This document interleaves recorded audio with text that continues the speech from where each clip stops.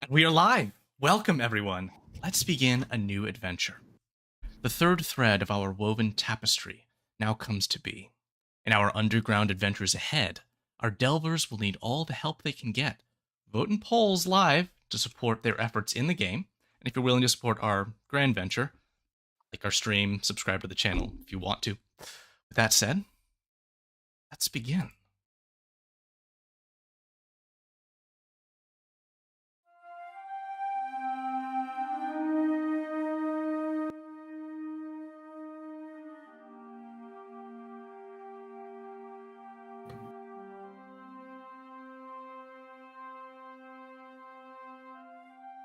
Maernthorn's Fall.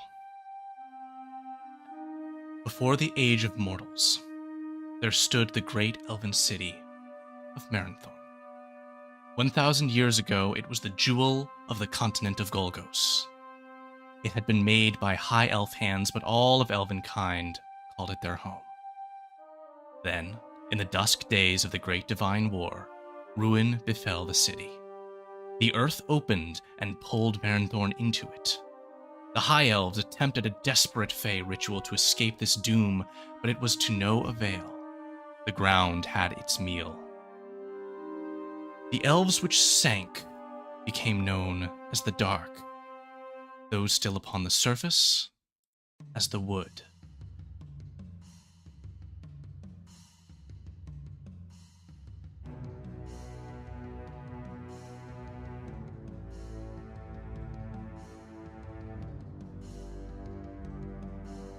Many wars were fought between their divided race. Two came to be known as leaders in these conflicts. Alwir Valandrasil of the Dark Elves, and Canthir Ulanthon of the Wood. But those wars, are long past. A new present now arrives, where we visit a stranger in the underground who will come to discover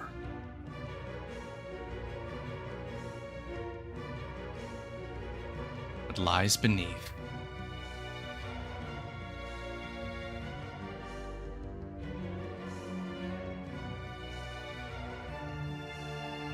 In a crystal-lit cavern, we begin our story. Greg, your character is here. Would you describe for our audience a little bit about Chuck?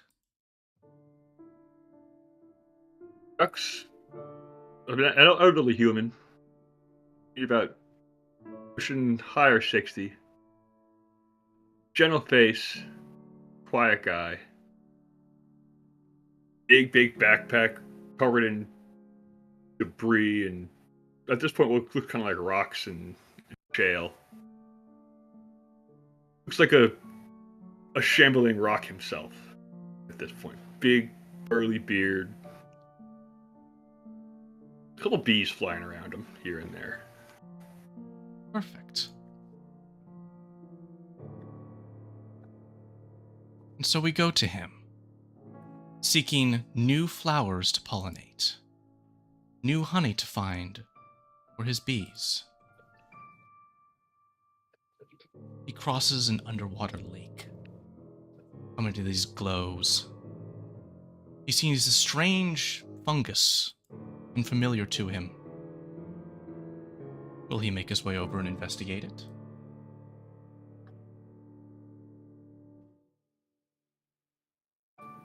Greg? Uh-oh. Greg seems to have frozen in time. Things like this happen occasionally. And so as Chuck, the venerable ranger, begins to explore the nature of this new shroom, we'll go to the face of someone else. Audrey, would you describe for us the character you're playing tonight? Rhiannon is on the younger side for an elf. Appears to be in her early 20s, but Lord only knows what that actually means for elves. Brunette. A little on edge. You got me? You're back. Sorry, something went... Generally in good spirits. So we'll go to you now, Audrey. Your character, Rhiannon, has come beneath the earth as well, but for different reason. For you are here to aid. You came to a small dark elven refuge on the surface in a valley. They had asked for your aid in simple things as you had offered it. One of these things was to ensure that none of their kind became injured on ventures beneath the earth, into the caves of the Underdark where we find ourselves. At one point, you found your way down there alongside the son of Nizuthen Basalon, leader of that group. He now lies seemingly dead on the ground before you. He'd been down there alone on a venture of his to meditate. Time above the earth been tough for the Dark Elves. But now, in some manner of distress, you find him, perhaps attacked by a creature of beneath. You are trying your normal healing methods to aid him, and they are to no avail. Chuck, you, nearby to this golden mushroom, see now these people in the distance. What will you do? I think I'm gonna hide. You gonna hide? I'm gonna kind of walk over here and face the wall and just be kind of quiet. Facing the wall quietly. Will anyone notice you? Perhaps not, as Rhiannon and the Dark Elf Torvin are focused on the injured man. Torvin looks around and says, "This isn't good. Perhaps we can find some undershrooms around here. They could help him." Yeah. Quite rare. We have to start looking. Right. Right. Do I know what they look like? Probably not. Awesome. All right. We'll branch out, or perhaps I should stay with him. What do you want to do? You stay with him. I will attempt. Do you at least have a color for what I'm looking for? Golden. Soft glow. Okay. That glowing mushrooms. Okay, easy peasy. All right, I'm gonna start, wandering to these various groups of mushrooms and see if I see any that glow in the dark. All right, you do see one near the water's edge ahead.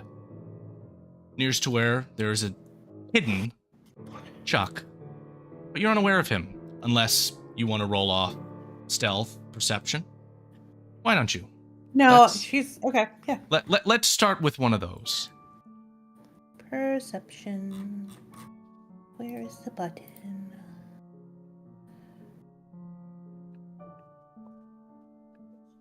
I have disadvantage on stealth. Disadvantage on stealth? Why is that? Some armor that... I have some chainmail armor. I see. Well, so it I is. Sneeze. Okay, so perfect. Rhiannon, you see the mushroom, but you also see the shape of a man. Standing back towards you, facing the wall. You hear him? A bee that flies nearby to his head. How we react to this? You okay, buddy? You seem to be looking at the rocks. Oddly. I mean, hang on. What are you doing down here? I was Watch out for hoping that, not that mushroom. Hang on. No, I'm not done with that. I need this. I need this. I mean, I was just about to... Hang on. I'm going to send some bees out real quick. I need this to help. There is a dying person. I need to go help them. And I'm just going to pick up the mushroom, staring him in the eyes. What? Wait, what? Now, you mentioned, Greg, that a bee came out. Would you tell us what might that mean? I got bees in my beard. Oh. Okay. The bees help me out, and I do things, and the bees do things for me. Rhiannon doesn't react to the bees at all. Like I said, just grabs the mushroom while staring Chuck in the eyes. Like, I need this now. I'm gonna go. And maybe I can help you out. I'll follow. If you don't mind. Honestly, any help would be great. Do Follow. I need to do anything to grab? Yeah. I have added I the can't seem to mushroom. move the map, Jake Henry. You should be able to with There it a is. right click Yeah, with your that did mouse. You got it? Fantastic. Yeah. Just get back. Good news, I found one. Very good. Hey, will what's say. this? And so he will direct you in administering a special medicine Mhm. check using this mushroom, which I added to your inventory. You can remove if you wish, to cast a subdued version of the Revivify spell on this dead individual. You said a medicine check? You don't need to roll. You've got it all Okay. set. At this time, however, something additional begins to shift.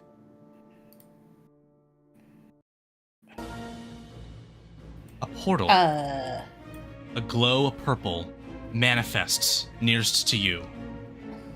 Rhiannon leaps in front of body on the ground to kind of act as a wall. Nizuthen is now back to life, but he is exhausted. Still a body on the ground. All of this now cleanly can be overseen by Alice, your character, Gwei here, traveling into the dark beneath, along with Alwir, her father, seeking the answers that he has promised her about what is below, about her family. But now she sees these individuals, one of which in a distance she may even recognize in Rhiannon, and from this portal, the springing of demons. Everyone, let's roll initiative for our first combat encounter of our adventure.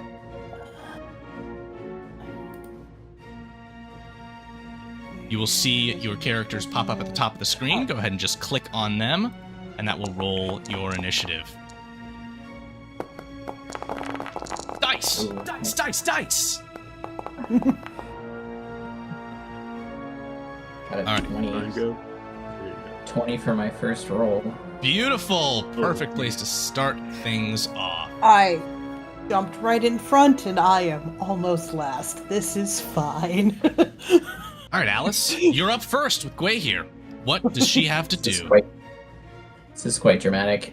So you guys see demons emerge from a portal, and they're, doing demon shit, obviously, roaring and stuff like that. And then over that, you just hear this, you just hear the sound of music approaching. I don't know how the demons would react to that, but you see as I just appear very dramatically I crest over the hill here. And I immediately pick out Rhiannon, who I believe I know, and what's the guy who was just unconscious? Nizuthen, Elder of the Dark Elf Refugees to the Valley of Rain. Sick. I really want to, I hate that guy. He's a jerk. Let's see, I should cast something really fun here.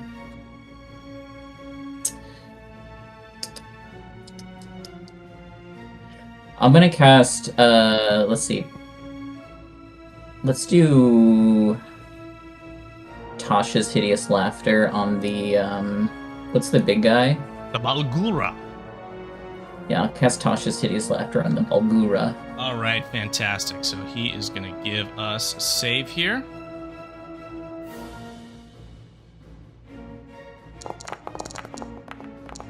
Oh, that's a fail. What's the effect? Tell us. What does it look like? Tell us what the spell does. Gwei here in this booming voice says something in the infernal language. Does anyone know the infernal language? I actually don't know the infernal language. It's just how the spell comes out. So I don't actually know what I'm saying. It's a really bad joke, a really bad pun. And this Bulgura, who is probably rather unintelligent, finds it so funny that he begins to spasm, laugh uncontrollably on the ground. All right, fantastic. And the demon will give you a as he's getting out of this portal, immediately becoming affected by the uncontrollable laughter. Awesome. All right, Torven is up first. He'll rush to your side, Rhiannon, and say, "Stay back. I'll handle them." And fire out a light crossbow towards the nearest demon. It's a good thing that these little dretches are easy to hit. And that's going to be a poisoned bolt, dealing a lovely 29 damage. It dies, and as it dies, there is a small burst from where it fell. Some kind of acidic blood that leaked out around it. That's your allies' turn. Now your enemies. As for the hideous laughter, that renders this creature prone and incapacitated, so it's doing basically a whole lot of nothing. These little ones, though, are going to rush you. One to here, and one up the hill to here. And this shadow demon is going to fly in the direction of the individual who cast a spell towards the demon's number. First of all... Yeah, the Bulgura can repeat the save at the end of its turn, too. At the end of its turn. Excellent. No worries about that, then. We've got an attack against Rhiannon. Okay. 14 to hit. Hold on. Sorry. I don't... We'll roll the attack against Chuck. Chuck does a 19 hit. I'm pretty sure it does. Ooh, all right. Find it. Why can't I find my Yes, it AC? does. You're in edit mode. Turn It's it off underneath of your face. Oh, that would explain a whole hell of a lot. There you go. All right, 6 points to you, Greg. And then this one that's climbed up the hill towards you, Alice. This is going to be a... Ooh, that's going to be a 22 to hit. Because my armor is not Certainly hits configured. me. That's why. 7 points to you, Alice. And Audrey, what was that? Was that a hit? What was it? It was a 14? 14 on the it's dot. meter beat. There we go. All right. It's only 1. 2 damage to you. Nice and simple to start things off. What's not nice and simple is going to be this shadow demon that flies up into the air and concentrates upon Yugwe here. It is going to invoke the boon of the Father, Blight. I'm going to need a Constitution saving throw from you. I don't like that. Can I cast Counterspell? Yeah, you can. Absolutely you can. Cool. So it's going to need to make a DC 18 Constitution saving throw. Con save for the shadow demon coming right up. Here it is. It's real bad. Yes. All right. Your spell lashes out. How do I lose hit rebuking- points? Huh? Was that Greg? Or how do I take my hit points down? I can take care of this one for you in this case. Boom, there you go. In the future, you should be able to right-click on your character token and do a minus however many or plus however many. You can also, through your character sheet, edit Okay, yeah. the hit points. Yeah. All right. No blight for them. That's the enemy's turn. Rhiannon, you're up. What are you doing? So first I look over at my companion who told me to get behind or stay back. I think I can handle myself. And then we're gonna turn into a bear. Okay. Nice. And that should be in your druid forms. I can put that on the field for you. Boop. I can do it. Oh, there we go. Well, I'd be like there. Bear. That was bonus action. So now I'm going to whack that guy. Let's see. Audrey, can you still see the map? Yes. Good. All right. There's your bear now. Okay. I needed to open its spread. Its sheet. Hey, let's claw. That sounds like no bite. All right, and chat, live viewers, you whom I love, I just sent you a poll. What do you want to happen with that? All right, what do we got? from the bite attack against one of the dretches. Which one? This is the one on your left. And 18, of course, will hit. Okay. Next question. How do we roll damage? In the chat, you'll see the dice roll, and above that is a prompt that has there it attack is. I and see damage. Yeah. And if you shift-click on any of those rolls, it'll roll it right away. 9 points applied. Okay. All right. Well, that was. Got a second attack? Got a multi-attack there? I do Bite have in the claw. multi-attack. Bite in the claw. Ow, wow. Well, we bit, now we claw. And that's a miss. Bad. Real bad. Oh no. All right. Anything else, Bad. Audrey? I'm done now. Oh, there you go. Wow, you can end your own turn. I didn't know that. Yeah.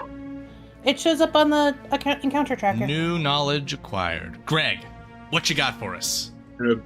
Bonus action Hunter's Mark All right. Upon whom? on the dude in front of me. Nice. All right. And then great club, pull it out of my bag and just hit him with it. Onk. Normal.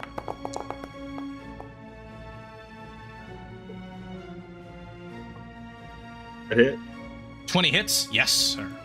Okay. And then I got damage. And also I have Mighty Swarm, so bees come out of the beard and wrap around the club and deal an extra I'm not D8 going to get damage. tired of hearing that. Bees come out of the beard. Just like it's an everyday thing. It's just the beard Catch some becomes bees. the bees. Weird. But yeah, I just gotta roll, I guess, a D8. Awesome. That work, yes.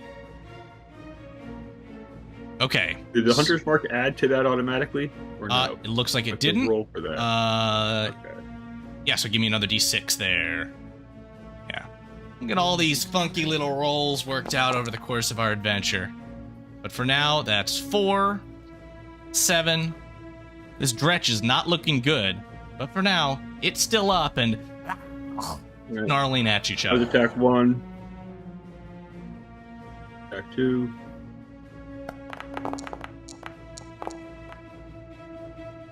That'll probably miss. 10. 10 will miss by 1. Damn. Ooh. All right.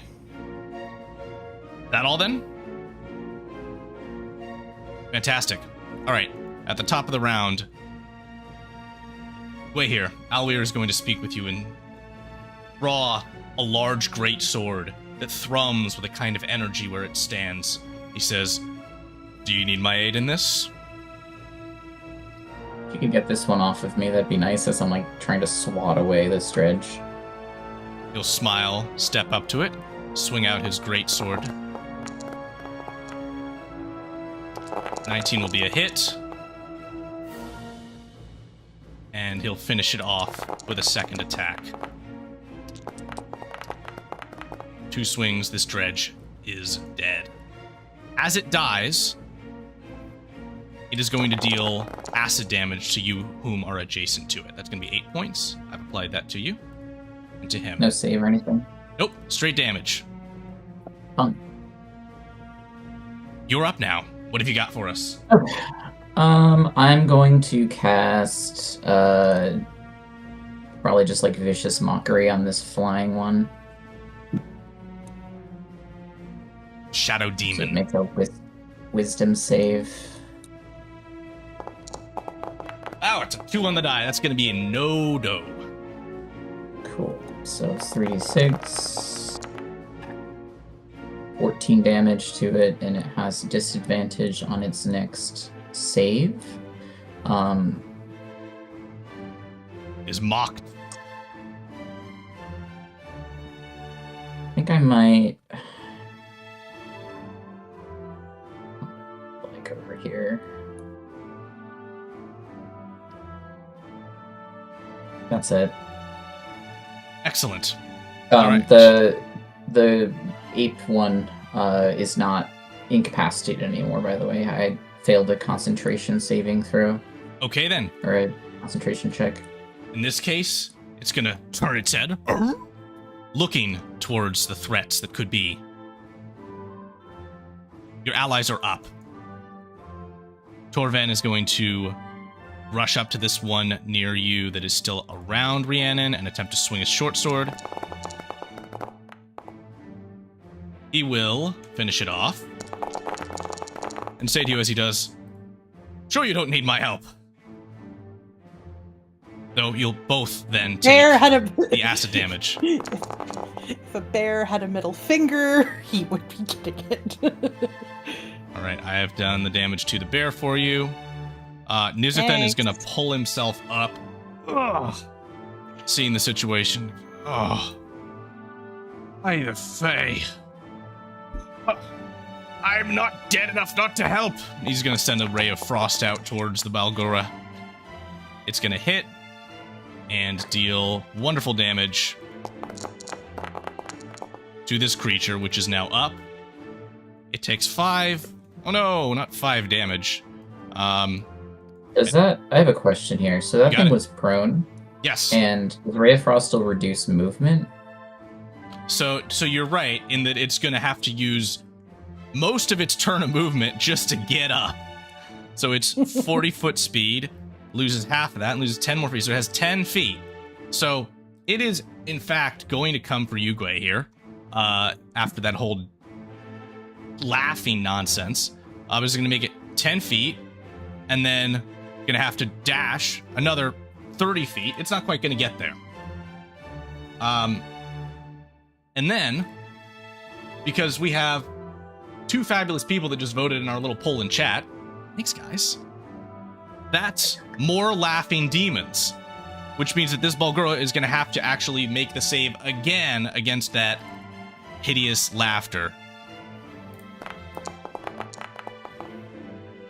Which is a fail. So it gets up and starts laughing once again as it falls once again into a state of prone on the ground. Didn't quite get there. All right. Last, the Shadow Demon is going to begin hurling its blight spells towards the Elder of Elandrasil. But we will move on to your turn, Rhiannon. All right. Turn around. Let us bite and claw at the one right behind me.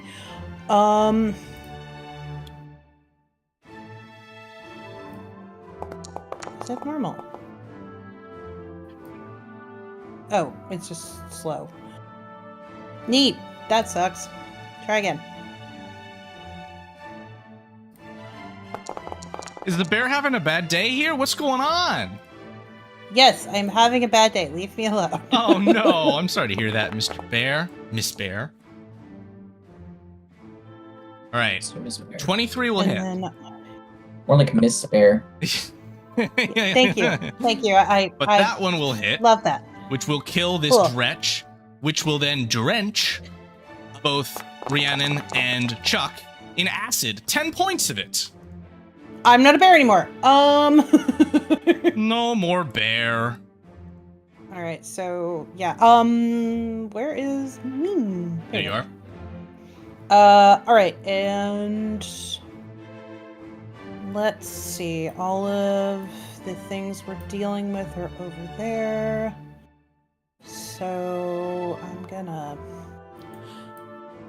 run over here. And I'm done. All right, Greg, what you got for us? All right, not that. I'm just gonna shoot that big thing with my bow. Shoot with your bow. Back up a little bit, though, too. Awesome. Let's see the result. Get back here. Not that far. I don't know how that happened. Whoa. We are gonna come back a little bit closer. There. Awesome. All right, fire away. All right, I'm losing this. The Bow of Arcana. Are you going to use any special arrows? With your 13, which will miss. Yeah, no. Let's attack one. Let's see another one.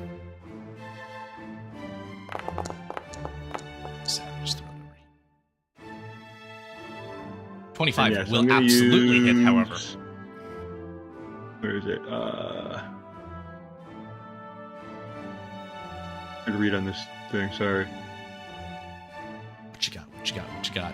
Which one of those special fancy Hawkeye arrows? How many is Arrow of Shocking? Ooh, what's that mean?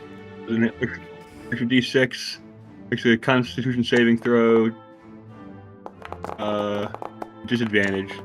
It's wearing armor. Okay. Okay. Cannot take reactions until the start of your next turn. Ooh, all right. Reactions are suppressed. And then damage. How do I add extra ones? Like, how do Extra I add dice? my swarm or Hunter's Mark to that? You'll probably have to roll their damage individually, or just roll the dice in the chat. All In right. the little chat box here, there's below it just Yeah. little dice buttons. You can click those, and you can add those. There. So we go damage, damage, damage.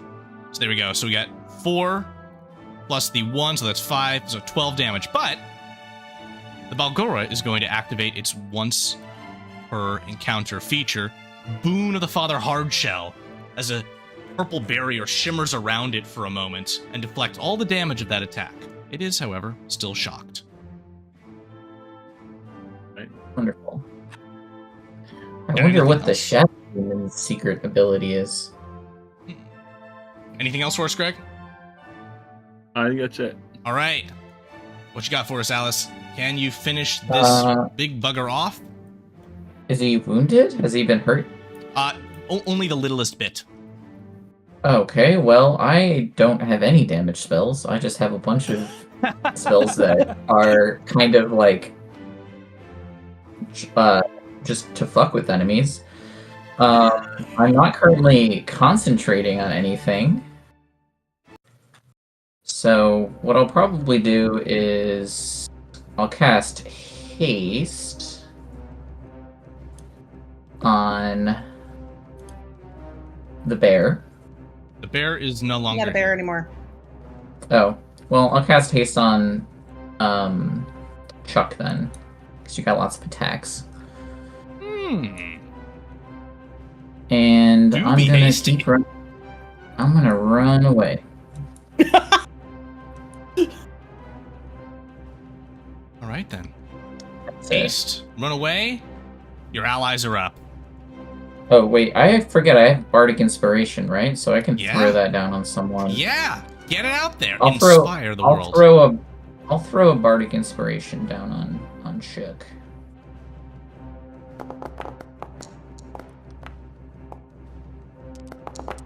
While this is occurring, I'm going to begin resolving the rolls for our allies. Miss. Ooh, but that should. No, that's good. So Chuck, you have inspiration and haste. You are ready to go for a big turn next turn. Dice, dice, Oh, dice, boy. dice, No dice. As our pressure. allies aid in the fight. Down at the bottom here, Albir of Elandrasil is actually going to ignore the Balgura and make a leap into the air, grabbing onto this shadow demon and swinging at it with his sword. Bom bom. Bom bom. That's my dad. Mhm.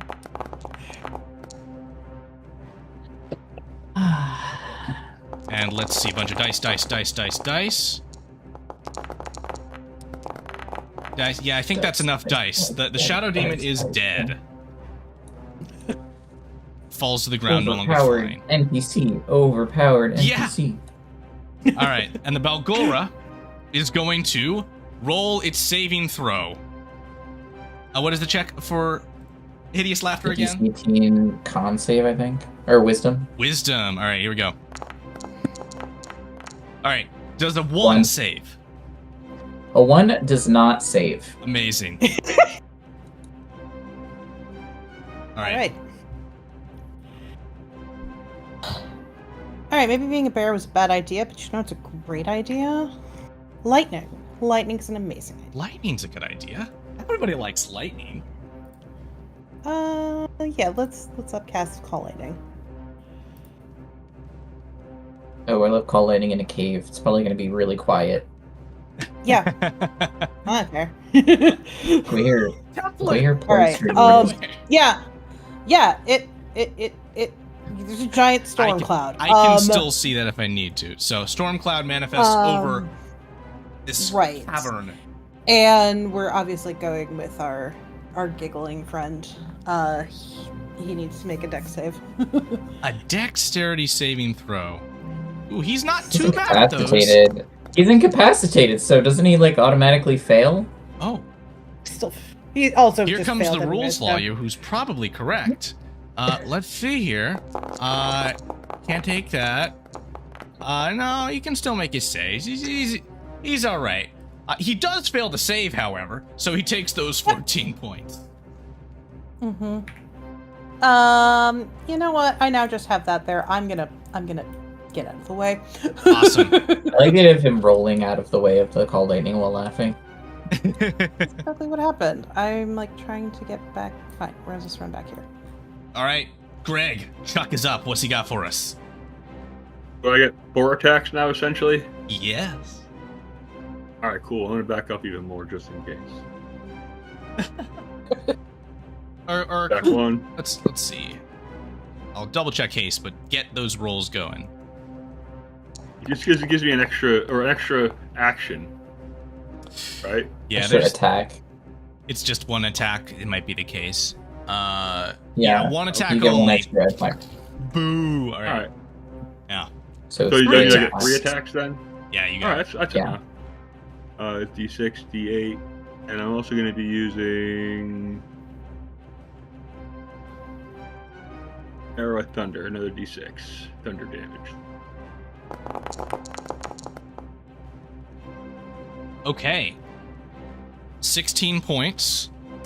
Bum. All right. Attack 1, attack 2, same thing. Love those green ranger dice. As a hit. 12. We love it. He's not looking good. And third.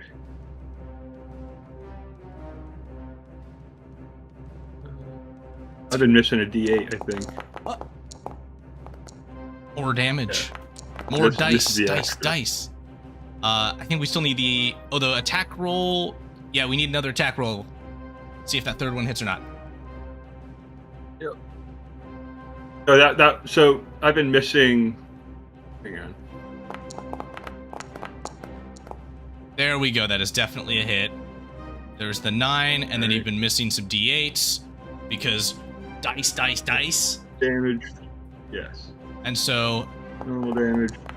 there's that. B damage. And Hunter's Mark and Lightning Arrow.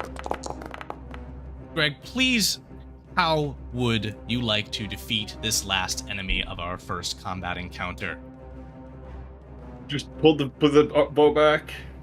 The arrow shocking a little bit, and then some bees crawl out of the beard and just go up to the what's it called? The tip of the arrow. Release. And the bees just point their butt out and they'll sting them. Ooh! Bee Love arrow. it. That's a new one. Awesome. And with that, we are out of combat. We have completed our first combat encounter of the campaign. Done. Ah. So, what happens next, everyone? Hold on. Why am I? What'd y'all bring down here? What the hell is that? I didn't do that. Wasn't really expecting, I mean, it was quiet up until y'all got here. I've been over here for a while. Nothing happened. So Do you I came over know- with me. Do I know that Rhiannon is down here looking for what's the Do you know that looking for Nizathan? I'm gonna say that you know that she went down with Torvin. You didn't know that Nizathan was in any trouble though. So you were still hanging out when you began your journey. Cool, I'm gonna hop down and just go up to Nizathan and start looking at him, like examining his wounds. He's gonna say, I'm fine. Just Give me a second to get up here. I- Believe it or not, I wasn't all right, old actually man. dead. Just feigning it. Really close. Yes, well, when one properly applies the poisons of the Underdark, they can lull their body into a feigned sort of death, causing natural predators to pass them by.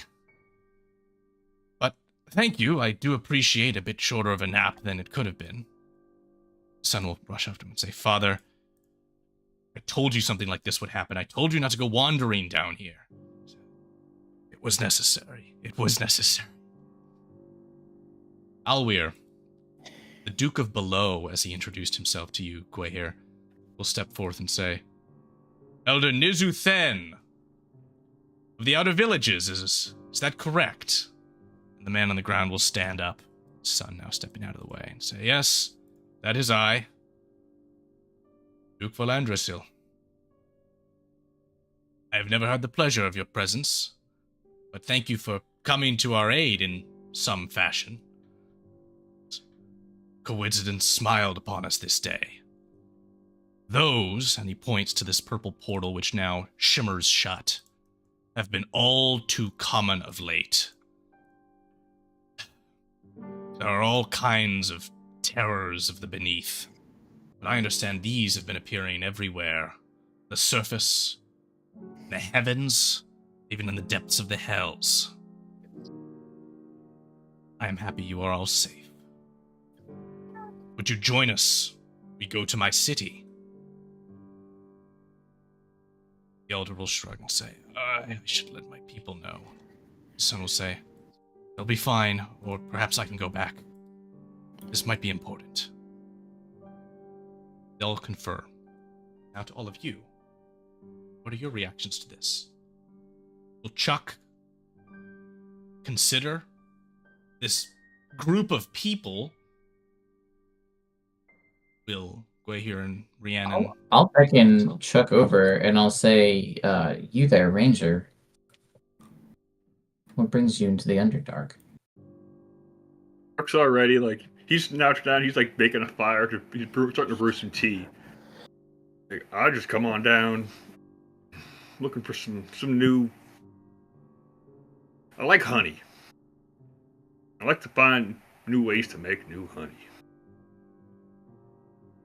So I'm just trying to find some flowers and... In a cave? I didn't know that fungi pollinated. I mean, you can get some pollen out of some fungi. You can get some pollen out of a lot of things.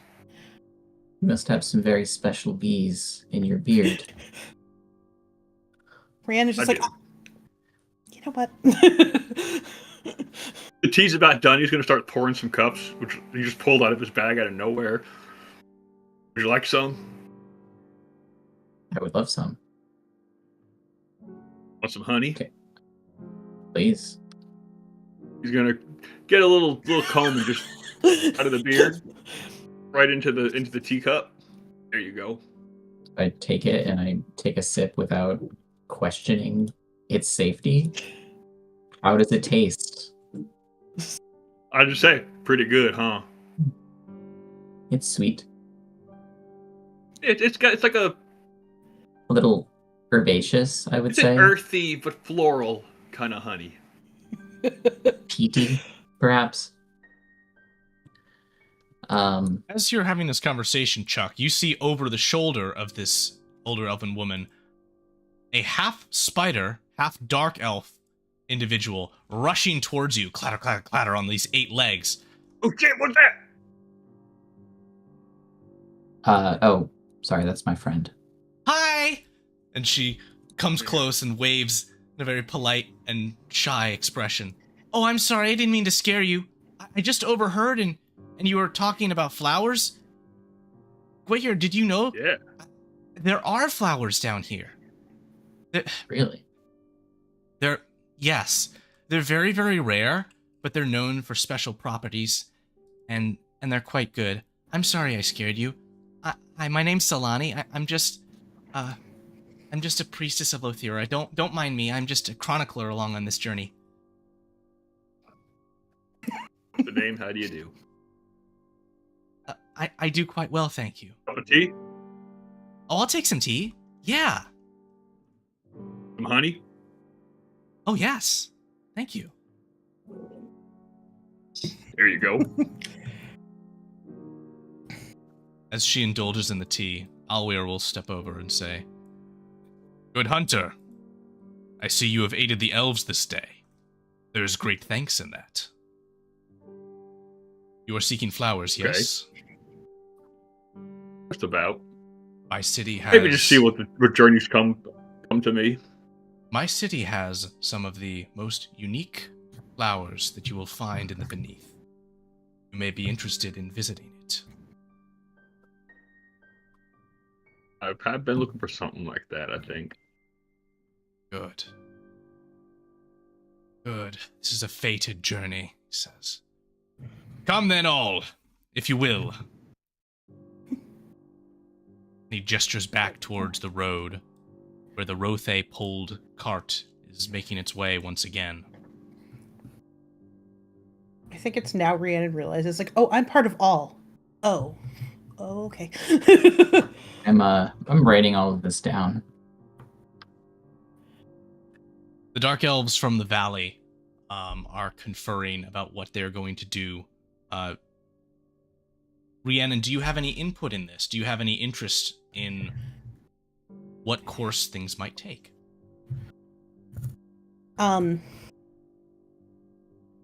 Right now,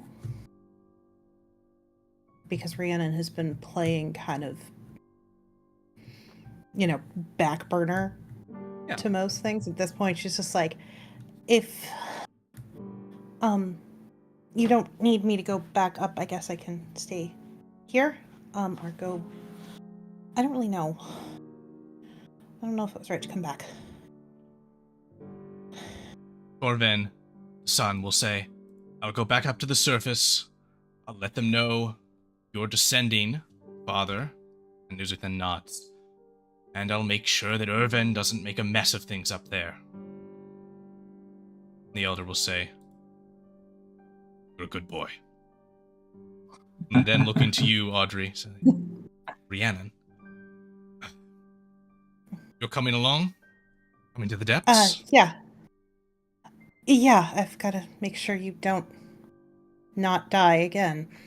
Thank you. I do appreciate that. My daughter is a very capable healer, but shall I say, not a very capable medic?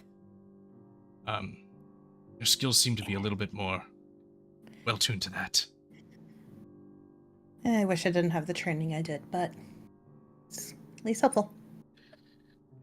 Rhiannon, I'd love to have you with us as well, as delightful as these Dark Elves are. Okay. She recognizes you, but she seems really skittish around you. Can I get a sense of why? She bolted at the end of that fight before. She just didn't want to be around anything to do with really anyone because she was stuck at the maid shower and then had to help everybody. And so she's just like, oh, people I recognize. Oh, God. And what Audrey is referring to is the series finale of our campaign, Tales of the Empire, which ran several years ago, during which Gwahir and Rhiannon were characters played by Alice and Audrey. Characters that didn't have a close bond, but had met in passing. So nonetheless, this journey proves an opportunity for them to get to know one another. And so now, as Alweir beckons you all to the road, make your way, if you would, towards the road's continuation when you all are ready to move on. Wherefore art thou the road? I literally can't see it. That's why I was like, where is said road? While we travel, I mean, I'd love to get a little bit of background on Rhiannon. Like, you said you were from the Mage's Tower, so you were like a prisoner there? Yep. Yeah. I helped because, we, as in the whole entire planet could have died, so I figured I'd help, and then I had to leave. I really haven't seen anybody from then since. Kind of on purpose. Okay. I mean, I know you didn't do anything, but, you know. Well, I certainly am not your enemy. No, I know that. I've been gone for a while. Just came back. Figured I was probably needed.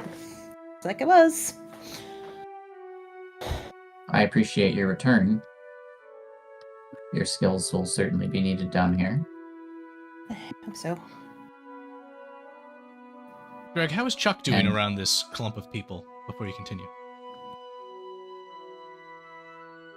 He's a little on edge. There's a lot of them. Sorry, go ahead, Alex. He's usually a general standard solo guy. Yeah, I want to know a little bit more about Chuck as we travel too. I'm gonna ask. Yeah. I mean, I'm just gonna approach you. I also have like a notebook out, which I don't know how that would affect your willingness to answer my question. But Chuck doesn't deal with journalists. I'm not a journalist. I'm a historian. Before we continue this scene, why don't we move to our next location? Here at the Undercamp, you have the opportunity to make rest and get to know one another, as well as take a long rest as your journey through the deep dark continues. You can choose any of several campsites. I'm going to prepare fireball and chain lightning because I need to do damage.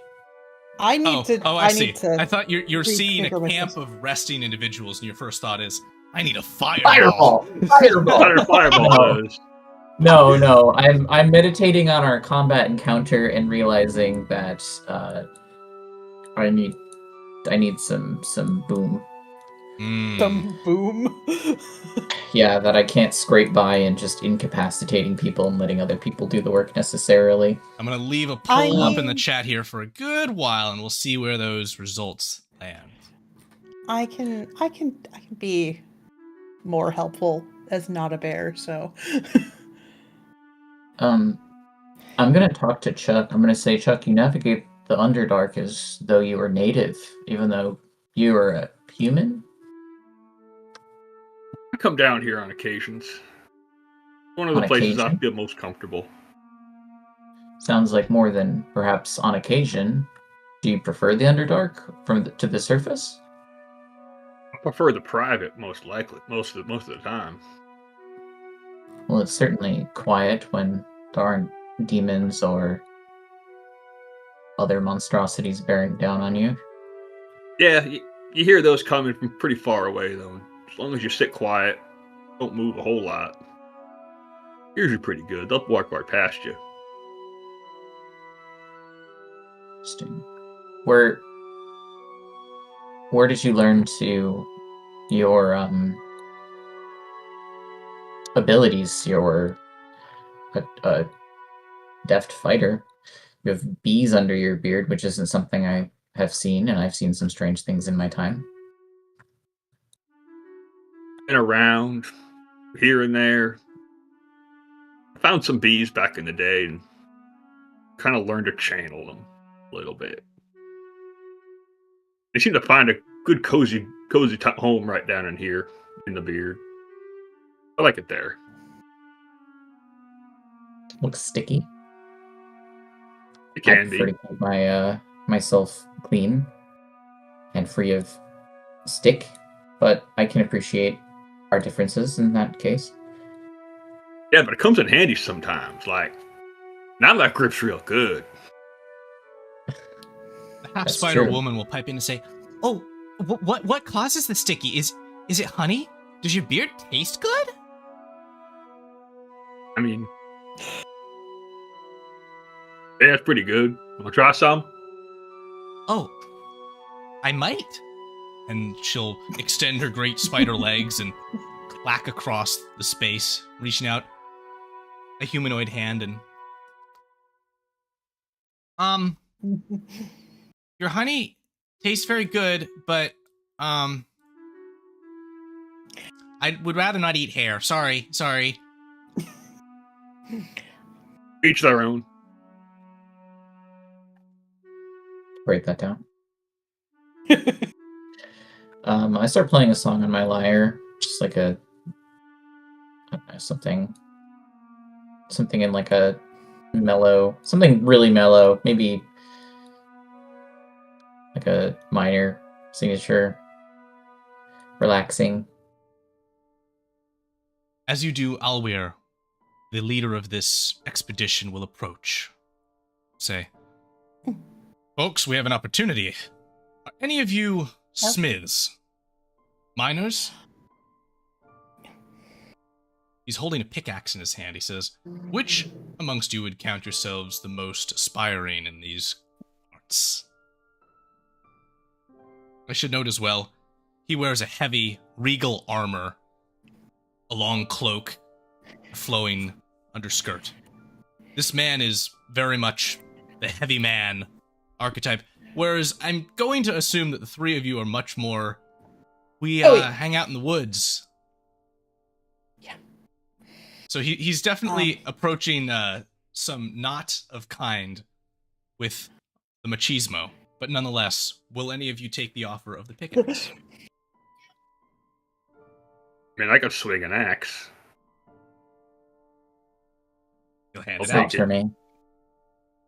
All right, Greg. So I'm going to add a pickaxe. Maybe get a bit of a better customization for it in the future, but for now it's just going to be called a tool, pickaxe. And he will say, under ore is particularly valuable and useful.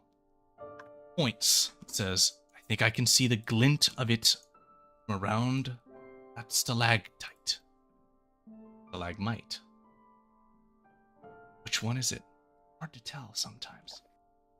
To let tights hang tight from the ceiling. That's what I thought it was. This is a stalagmite. It comes up from the ground. Around that stalagmite, there's the hint of some under ore. And he'll say, you might want to harvest that, throw it on the cart, and bring it with us. There may be some very lucrative opportunities for you and your friends ahead with it. And so, Greg, will you? Yeah, sure, I'll swing a pickaxe at it. I'm going to add one under ore to your inventory. Alright. Alright, let's add that. There we go. I just put it in the cart. Where's the cart? Cart is up and over to the right in this campsite. Now, are there any other conversations which you all wish to have before taking your rest? I'm just going to ask, what brings y'all down here? Well, you actually saw I was down here. I was trying to make sure that they were okay. I've been staying with that group of elves for probably a month now, generally offering healing, helping them, making sure they're not coming down here on their own. And then, people got injured. Or not injured.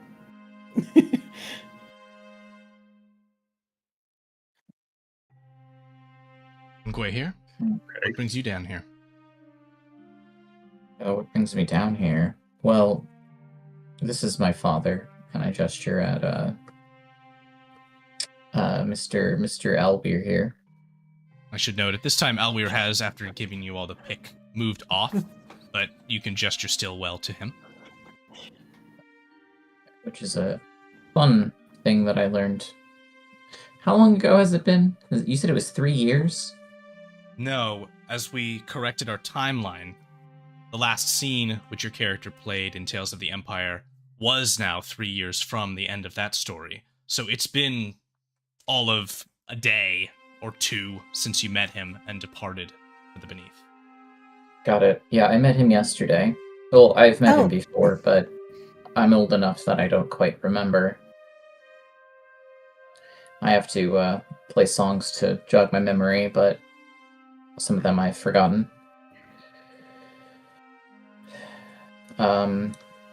And I guess when Maernthorn was destroyed, I was miraculously spared, but my father and the rest of my people were sucked into the Underdark. And now I'm following him back to his city and chronicling what I see to bring back to the surface.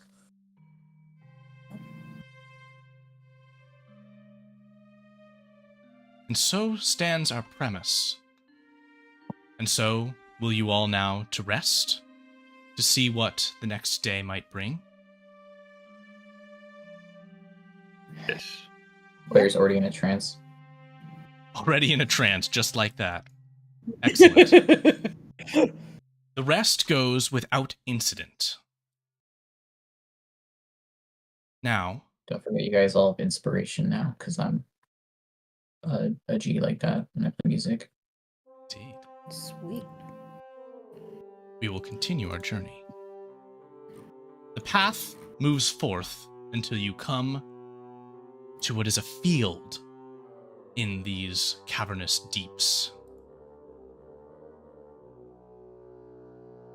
As you arrive... Go ahead. Oh, I was going to say, for Greg, do you know how to do a long rest in this interface? I think I did it already. It would have popped up on the... I mean, I see it right here. Recovered 70 hit points. Okay. Maybe do you have your chat set to private or something? It did. Yeah, it I see the long rest. Yeah, Chuck's that's got right. it. Mine's only all set to... set. Mine's only set to Jake Henrik, so I was about to message him something. Oh, something secret. Exciting. I'm going to actually turn off our vision restrictions on this map and point you all to where the road continues from where it begins. We are here. Alwir will point across the way towards this point, saying, "This is where we need to guide the cart. This is the continued path along our journey. Ahead of us are the Bulette Fields. Ground sharks, predators of the dark beneath. They stand between us and our goal. We'll need to navigate it. But who is that?" He puts his hands on his hips as a golden armored angel with wings outstretched flies to land just beside him. Say, "Pia Luminel, why have you come here? Did you worry about me?" And the woman will shake her head and say, "No, Alwir, nothing like that. But I did want to accompany you on the last journey we may have the opportunity to share together. Things are changing on the plane of order. I'll tell you more when we return to your city. Everyone, this is Pia. She is an angel who was sent to watch over us dark elves after our evil deeds in the wars of the past. We've come to become good friends, and she makes sure that everything goes smoothly in the city. Woman will She's nod. like the entire civilization's parole officer. Yeah. I write that down. She'll say, "If there's anything I can do to aid in the crossing of these fields, my wings can assist me in creating distractions. Although, they may not work for long once the predators realize that I'm not quite as juicy as the rest of you all are." Alwir will step back and say, "I leave it to you, young, bold adventurers, to guide this effort. I will protect the cart, and roll me an insight check, anyone who would like to." Yep. Sure. It's going to have a relatively high DC because this is rather subtle, but it may be interesting in the informing of this. That's a very, very good roll. Better roll, Chuck. Impressive. Gosh. All right. Tell us. Y'all can articulate. This is the second time that Alwir has not charged straight into battle. And you've noticed even some kinds of defensive movements in his battle posture. And at this time, when he gestures to, I'll protect the cart, his gesture first lands upon Solani, the half-spider, dark elf, and then, almost as a correction, points towards the cart itself. He says, when you're ready, and Mr. Ranger, there may be some more of that ore in these fields. May not be easy to acquire. Okay. Hold on, I might have something. I'm actually going to configure this ownership, and I'm going to give you all access and control over Pia Luminel, who you can use in this encounter as well. Can I ask a question? Please. About the environment? How high is the ceiling? This is a rather large chamber, so I would go as far as to say between 50 and even 100 feet high. It's a big chamber. Got it. It's hard to estimate. It does become dark. Would it help us if our stealth was better? Because I can do that. Pass without trace. With a trace, yeah. Cast without, pass without. Here's the thing. I could just cast teleport on either all of us or the cart. Like I could I could teleport the cart to the exit, but then we would have to go, or I could teleport 8 people, which is not enough for everybody. So I can fly. So if you want to pull me out of that, I can also cast fly.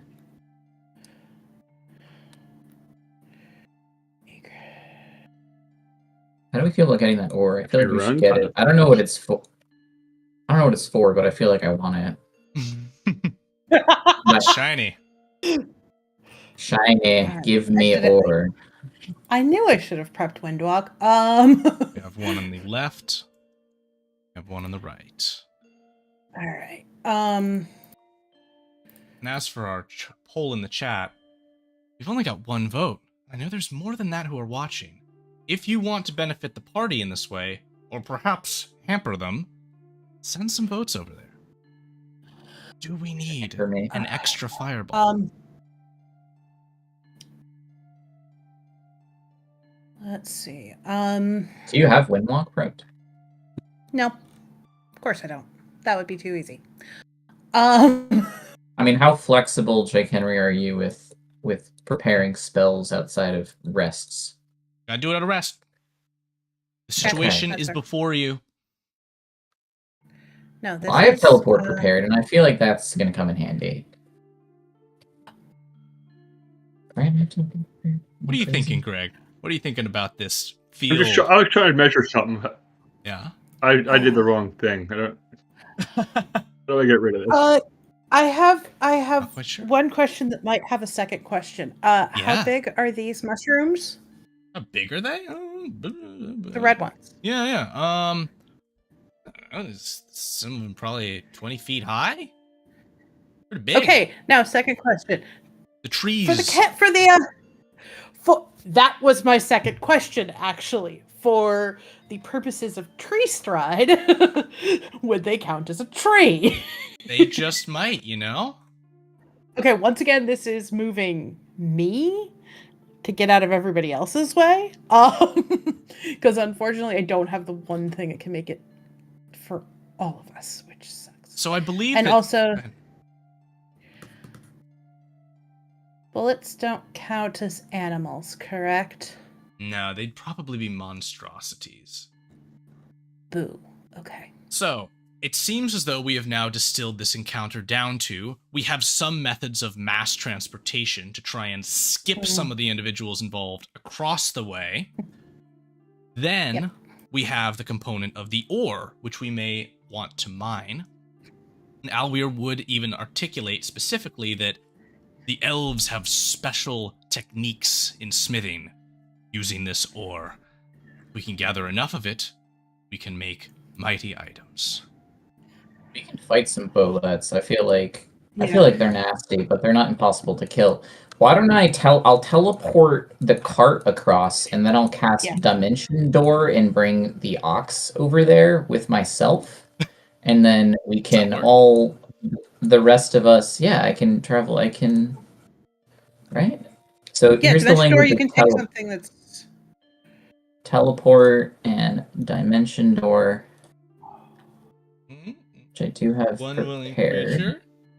Let's see. Let's read this. Let's pop this out here so all watching can squint their eyes and read this complicated spell to spells. A ritual cast Speak with Animals, and I'm just gonna check in with the ox real quick. All right. What would you like to say to the Rothe? Is it?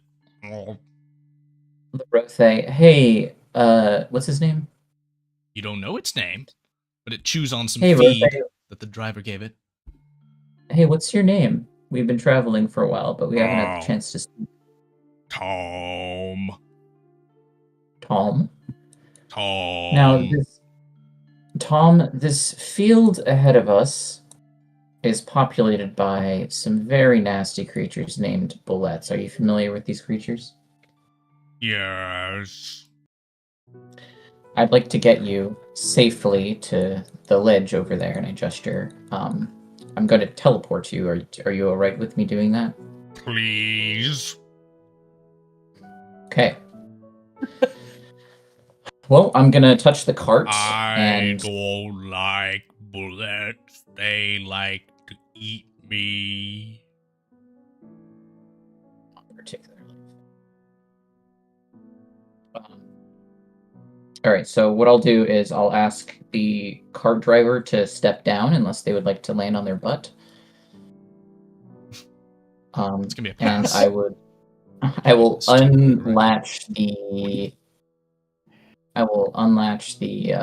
creature, which I've already forgotten the name of, from the cart. Tom. And I will use a 7th level spell slot to teleport the cart across the canyon to the ledge. Just the cart? Just the cart. It says that I can do up to 8 creatures or an object. Okay, so object. Awesome. We're sending our supplies all on their own to the other side of the field. Fantastic. Cool, and then that'll run in 10 years. The token. And then I'm going to touch the back animal, and I'm going to cast Dimension Door, and I will teleport myself and it across the canyon as well. Okay. And then get ready. Here we go. Oh, that is funny. Here we go. Here they go. Whoa! Look at that. Uncanny. I will guide it over and reattach it. Wait here, your father will raise an eyebrow and say, "Interesting strategy." I'm just gonna look around for danger over here since I'm a little bit out in the open. The landing area seems to be relatively safe from harm. Excellent. If I can do anything really fishy here. Tom the Rothe uses his action to poop. Wonderful. For him. It's a wild animal, man, or domesticated animal. Yeah, it still does its things. Yeah. He'll go stand by the cart. So what's the plan for everybody else? Everybody who's not an ox or a cart. Okay.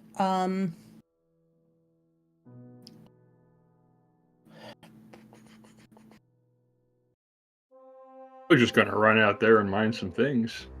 Hold on. Okay. You have some flying creatures. I mean, I guess getting all of the like Joe Schmoes that are with the convoy across safely is going to be the technical thing here. Yeah.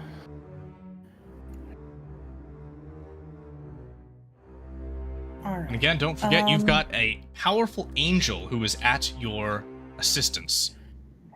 Radiant Mace. Go ahead.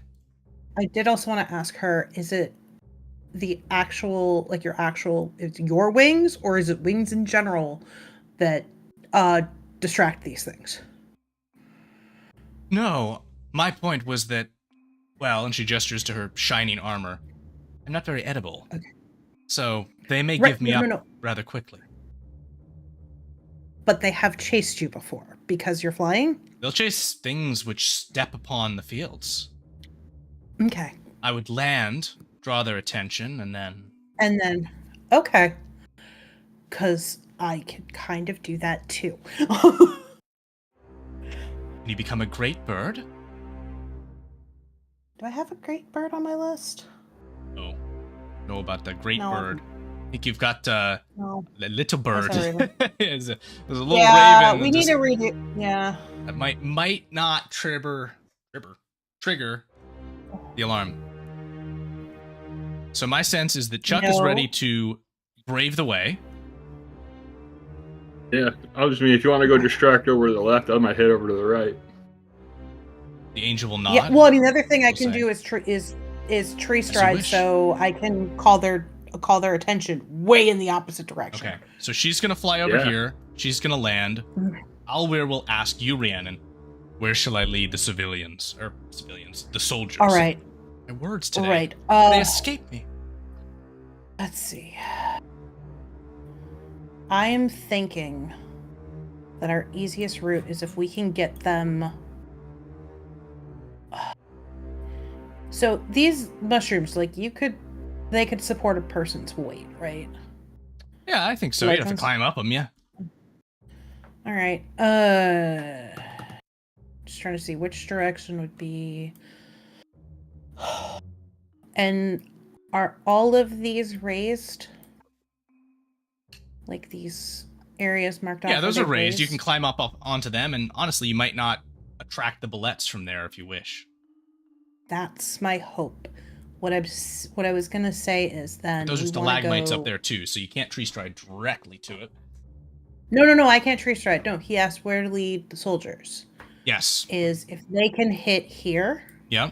we can distract in here while they head up here and basically have them bouncing to the raised portions while we take care of distracting the bullets. Okay. So I'm gonna tree stride, and basically I'll start with this one. Once a turn for a minute, I can bounce from tree to tree to tree to tree. So using those as different places for vibrations to draw the bullets away. I can cast you can teleport people through the trees one person at a time? No, I can teleport me. just Got So it, basically, okay. I'm gonna be over here while they're walking that way. okay. Shall Is we my begin? turn? Jack, I have Natural Explorer. Yeah. Where is that? And Underdark is one of my zones. Does that give me any bonuses to traveling down here softer? I'll say yes. I am gonna. I'll give I was you also say. I advantage was gonna on your say stealth that check. pass without. Oh, the Yeah, what about- pass without a trace is a 30-foot aura around me. Balls. Why don't you guys all travel It's only around you, right? in one Yeah. crew? So we're gonna go with No. the plan that has been posed that all are prepared Yeah. for. So this crew is gonna start heading in this direction. And I'm starting to head in down here to Down use this there. tree as tree stride. Chuck is gonna try and sneak his way over on the right towards the ore that's over there. Is that correct? Yes. And then we've got the angel who is going to cause distraction up the left. Is that correct? Yep. All right, then. And so they're moving here. I'm gonna tree stride into this one so that we have some vibration going on ahead of where they are. You're going to tree stride to which one, Audrey? This one. Got it. Okay. That's right up there, and then Let's kick this off then. The angel will descend down, folding her wings and landing with a boom on the ground. You see a shifting in the soil as two marks of creatures rush towards her, and then leap from the earth to attack. Meanwhile, Chuck, I need you to roll me a stealth check at advantage to attempt to evade the bullets in your area. Yep.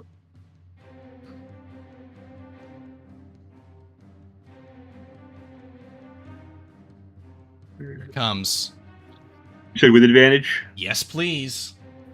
Carefully pacing your footfalls. That's a 2 and an 8.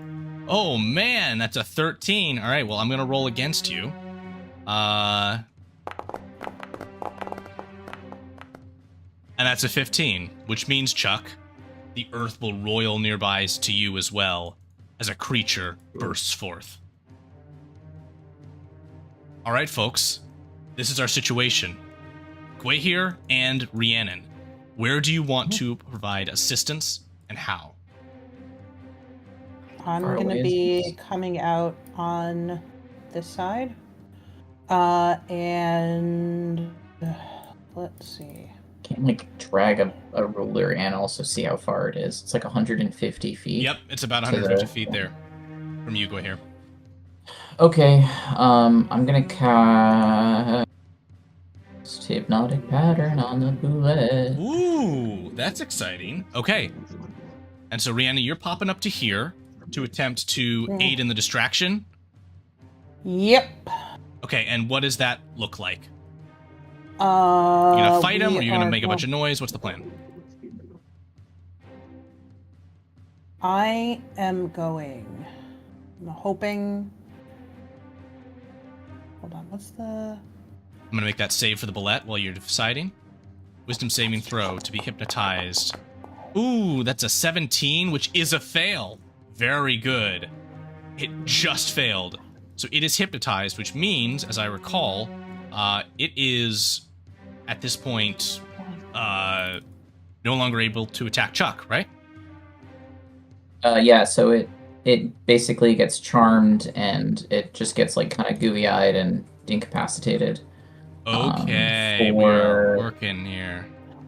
I'm gonna cast Thunderclap on the ground right in front of me. Okay, Thunderclap on the ground right in front of you. Boom! Yeah, That that is way certainly going to send out a radiating thrum, which will alert all of the bullets in the area to your location. That's fine. 5 feet. It's only a small. All right. It's fine. The angel nearby you will be occupied with the battle with these two. I'm not going to throw fine. a million dice at the screen, but she is quite powerful. They are moderately powerful, certainly large, threatening creatures, but I will briefly describe that the conflict which you see is a woman wielding a holy mace in figure-8 patterns, slamming, leaving cracks with holy energy on the shells of these monstrous creatures that are trying to eat her whole, but she flies too quickly, and they are unable to. That battle goes on. Chuck. Keen spell from Gwahir has left this Bulette incapacitated and unable to attack you. It leapt out of the ground and then just stood there, drooling, looking at you. What you gonna do? I'm just gonna go double movement and run away. Okay, fabulous. God damn it, you're running in that direction. Okay. That's fine. That tree. No, that's where we're going. Okay, Chuck, the ore is within sight. Over here, this battle is going to begin to intensify. Wait here, do you want to hold your position on the far north side of the map, or do you want to use some kind of movement or spell casting to get closer to the encounter? I mean, most of my spells have a range of like 120 feet, so I'm just gonna hang back here and I'll throw down some like, stun spells on enemies so while people move across. Okay, you've got it. In that case, let's go to Rhiannon. You've just thunderclapped. All right. You can see from your position that here in the middle of the field, there are more radiating tunnels of the ground ripping itself up as creatures burrow towards you. One of them is larger than the others. That's fine. I'm gonna step back into that tree. Step out. Let's go with. It's to really confuse the hell out of them. Over here. Go ahead and just jump your token so there. yeah. I trust the range is good and all that. I can step between any tree within 500 feet. Yep. So you go Okay, step out straight across on the that field. side. Yep. And do the same thing again. Thunderclap. Awesome. Into the ground. Yep. I'm just going to keep bouncing from tree to tree and thunderclapping into the ground. Greg, would you like to mine this ore? I would. Boom. You now have 2 under ore in your bags. Yeah. Excellent. Now the question is, Oh, are you I'm going also to going try... to look at... Go ahead. Yeah, I was going to look at Chuck. Where are you going next? Up here to the northeast, Okay. just above where those other 2 are. Okay. So you're not Perfect. going for the other ore, Chuck, or you are? No, I'm going to go to the other ore, just above the other 2 That's monsters. north. Northwest. West. Gotcha. Okay. Northwest. Yeah, Yes. yeah. Yeah. I know. I've been bad at compasses lately. All good. Okay, so that creature is still hypnotized. Audrey, a bullet burst out of the ground near Rhiannon. Hi. The tunnel patterns of the others seem to be getting close towards you as well. Good, they changed direction. Okay? This will give Alweir and travelers time to begin booking it up plane. I'm going to apply some damage here. Some splatters of blood on the field as the angel does battle with the bullets. Now, next moves for you two. What are they? We're right now in what I'd call a form of pseudo initiative. So we're still kind of going through the turns. We're still kind of resolving things in the increments of movement that are allowed on a turn, but we're not rolling our dice just yet. That comes next. I was probably going to first shoot that thing. Okay. Probably just try to hit it with an arrow of sapping, which makes it prone, Okay. and then run towards the next one. Okie dokie. Now, Audrey, remind me, the tree stride, can you bring somebody with you on that? No, I cannot. Ooh. But you can bring an object. Really? Okay. I So mean, my stuff. yeah. So Here, want this pickaxe? No, gonna you chuck you the run. I'm gonna pickaxe. keep. you're gonna keep I'm doing gonna it? keep Okay. bouncing. I'm gonna keep bouncing from tree to tree and trying to pull them away because I can go up if I need to. All right, Chuck, fire that arrow.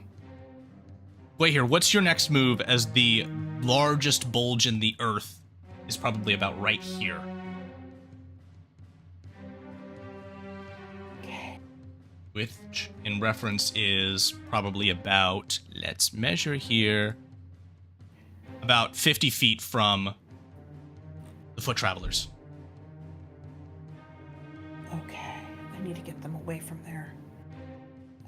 It looks like Greg's feet died. Well, it's all right. Sometimes bees, a little bit of paralytic venom in there.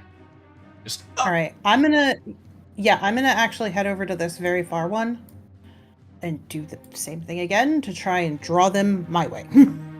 okay. Another Because I thump figure on the Chuck's ground. going that way, I'm going this way. Yeah. All right, so that is your intention. Mhm.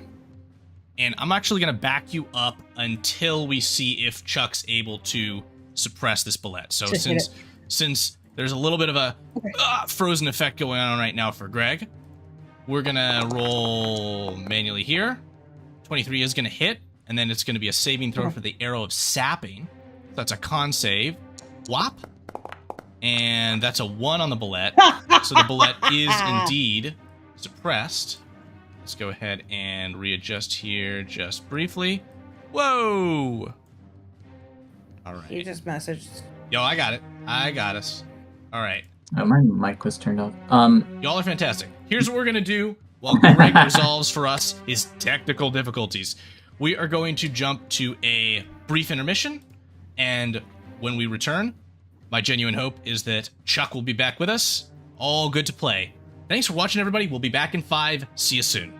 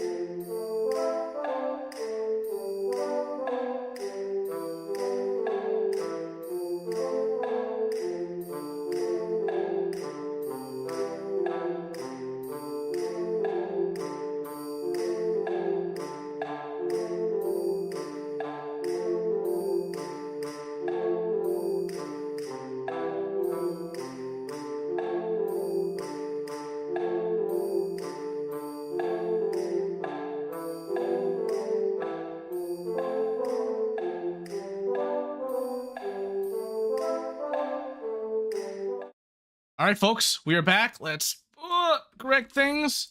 It seems as though the router is, once again, alive! It's alive! And so are we. Live. Let's continue, everybody. Where we left off was the continued encroachment of the Bulettes upon our present position. Now, Greg, I did just roll for you, and you did indeed hit on the Bulette, and it did indeed fail its saving throw. So this Bulette is prone. Yes. Nice. At that, Rhiannon is able to, with ease, escape to that other position to attempt to send out another thrumming distraction. So I'm over here now. Which shall I presume you do? Yes. Yeah. Okay. That is going to continue to pull the Bulette towards your position. Good Perfect. job, everybody, so far. And at that, Chuck, go ahead and start running. Wait. A little movement.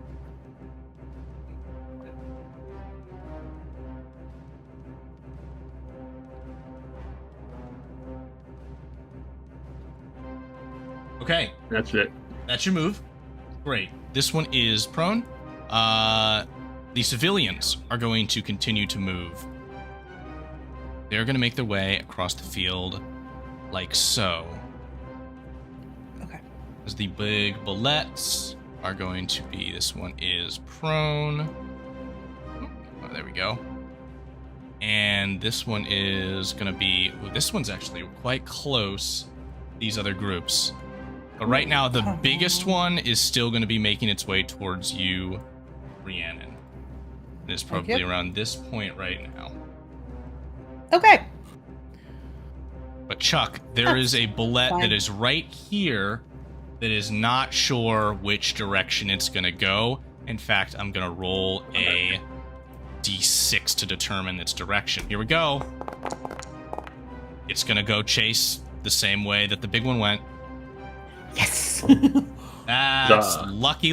Now it's over in this direction. Okay, y'all are mostly clear of this situation. Battle's ongoing on the left. Distraction's ongoing on the right. Do we hear anything to do? Speak silently. Got it. And we go to you, Chuck. How high is the ledge to get up to where I am? I would say it's probably about 10 feet, so it's a little bit of a climb. But these guys should be able to make it because they're Yes. all like warriors. Okay, cool. Chuck's going for that ore. Okay. The battle. They're all. You said they're all heading towards me. Yep. I don't Including the one which is no longer prone. really confuse the crap out of them. I'm going back over to where I started. Going back over to where you started. Okay, awesome. And doing the same thing. But see, the initial thunderclap, and actually all of the thunderclaps have been outside of the range of one of the Bulettes, which was over in this direction, and is now going to pop up here, ready to assail the group. To this, do you have anything, Gwei, here?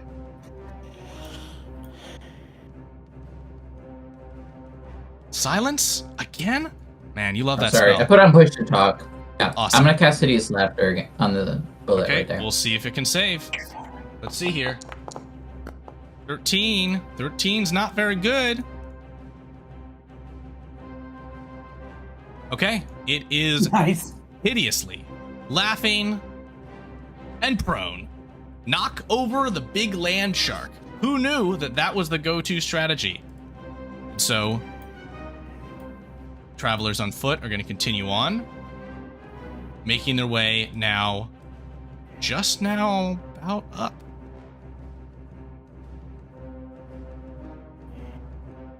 Chuck, you are up after the thunderclap from Rhiannon tries to pull others in this direction once again, which will be effective based upon their current location. Yep. That hypnotic I'm also pattern is still figuring- going, or is it dropped now, Alice? The hypnotic pattern is dropped because that's Okay. a different concentration. Got it. All right, I'm just gonna run over to this one. Fabulous. Get over there. Mine it. Mine it. Done. You've got Is it possible to get up onto this ledge? Yeah, you can crawl up there. Crap. Done. Roll an investigation check for me, Greg. You think you see something up there? Oh, fun. Fishers.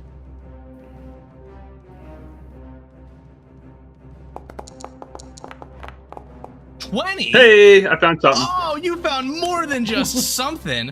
Oh, yes. Oh, yes. Okay, so... yeah, I think you're gonna find it. Okay. So you have found a trove of weapons. And there's a spell scroll. The spell scroll is because... And the spell scroll? we had at least somebody in the chat decided to give us an extra fireball. So that is going to be a spell scroll of fireball, 3rd level. I'll just mark that simply because I don't have it prepared. I'm going to mistype it aggressively for you in your character sheet. We'll fix it later. But what you also find is a longbow and a long sword. Will you take them? Yes. I'll let you Fuck them look onto my over bag. those when you wish to. But they are attunement items that are not presently attuned. And you get the ore. Okay. Awesome. Sweet. We are cooking here. That bullet is on the ground. The other ones are running. So at this point, as the angel will defeat those that she is fighting. Mm-hmm. There we go. That's the right command. Bop, bop. Gonski. And take to the air once again. If you all want to, we can successfully escape this encounter with the Bulette, unless any of you have blood on the mind. I don't. so I I- had more concern of getting chucked to the wall. Chuck's got it because now so with the swarm he can just release a bunch of bees and goes below him and he gets a 10-foot flying speed for like a minute. As soon as Rhiannon sees that, she turns into a bat and flies over to the other side. Cool. Beautiful. It's got a bunch of bees hovering me over. Oh, that's awesome. Now All you right. actually. Oh, I'm on the ruler. God. One day I'll get over there. And so safely, with the aid of your magics, you will make your way to this safe landing where the Bulettes care not to climb, and we will exit our initiative. We are, at this time, out of combat. Now, Not a drop of blood spill. There's a little bit. The angel A was little. doing some fighting. We didn't do anything. Yeah.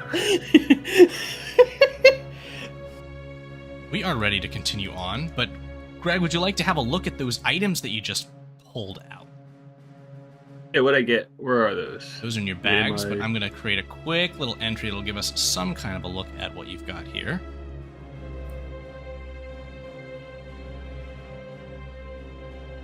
I'm just gonna burn a use of wild shape because I turned into a bat. Turn into a bat? Yeah. All right, so... I did to fly over there. I'm in a cave. Of course I turned into a bat. And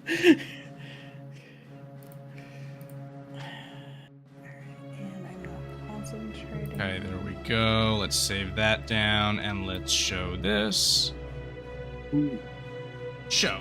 Here we go. All right. This in, and have a look here. Hopefully I'll find a better way to do this in the long run, folks, because this text is pretty illegible, especially if you're watching on mobile. Hell yeah, though. If you're watching on mobile, say something in the chat. Say, mobile team! You have two these are nice. new items. They have a special forging type that aligns with them, a special attunement bonus, if you choose to. Otherwise, these are +2 items. The Sangheim Okay. Forged will allow you to deal an extra 1d6 necrotic damage when you hit, and after you deal damage, you gain 1d6 hit points in healing. Oh. The Longsword, that. which is Valandrar Forged, is also +2.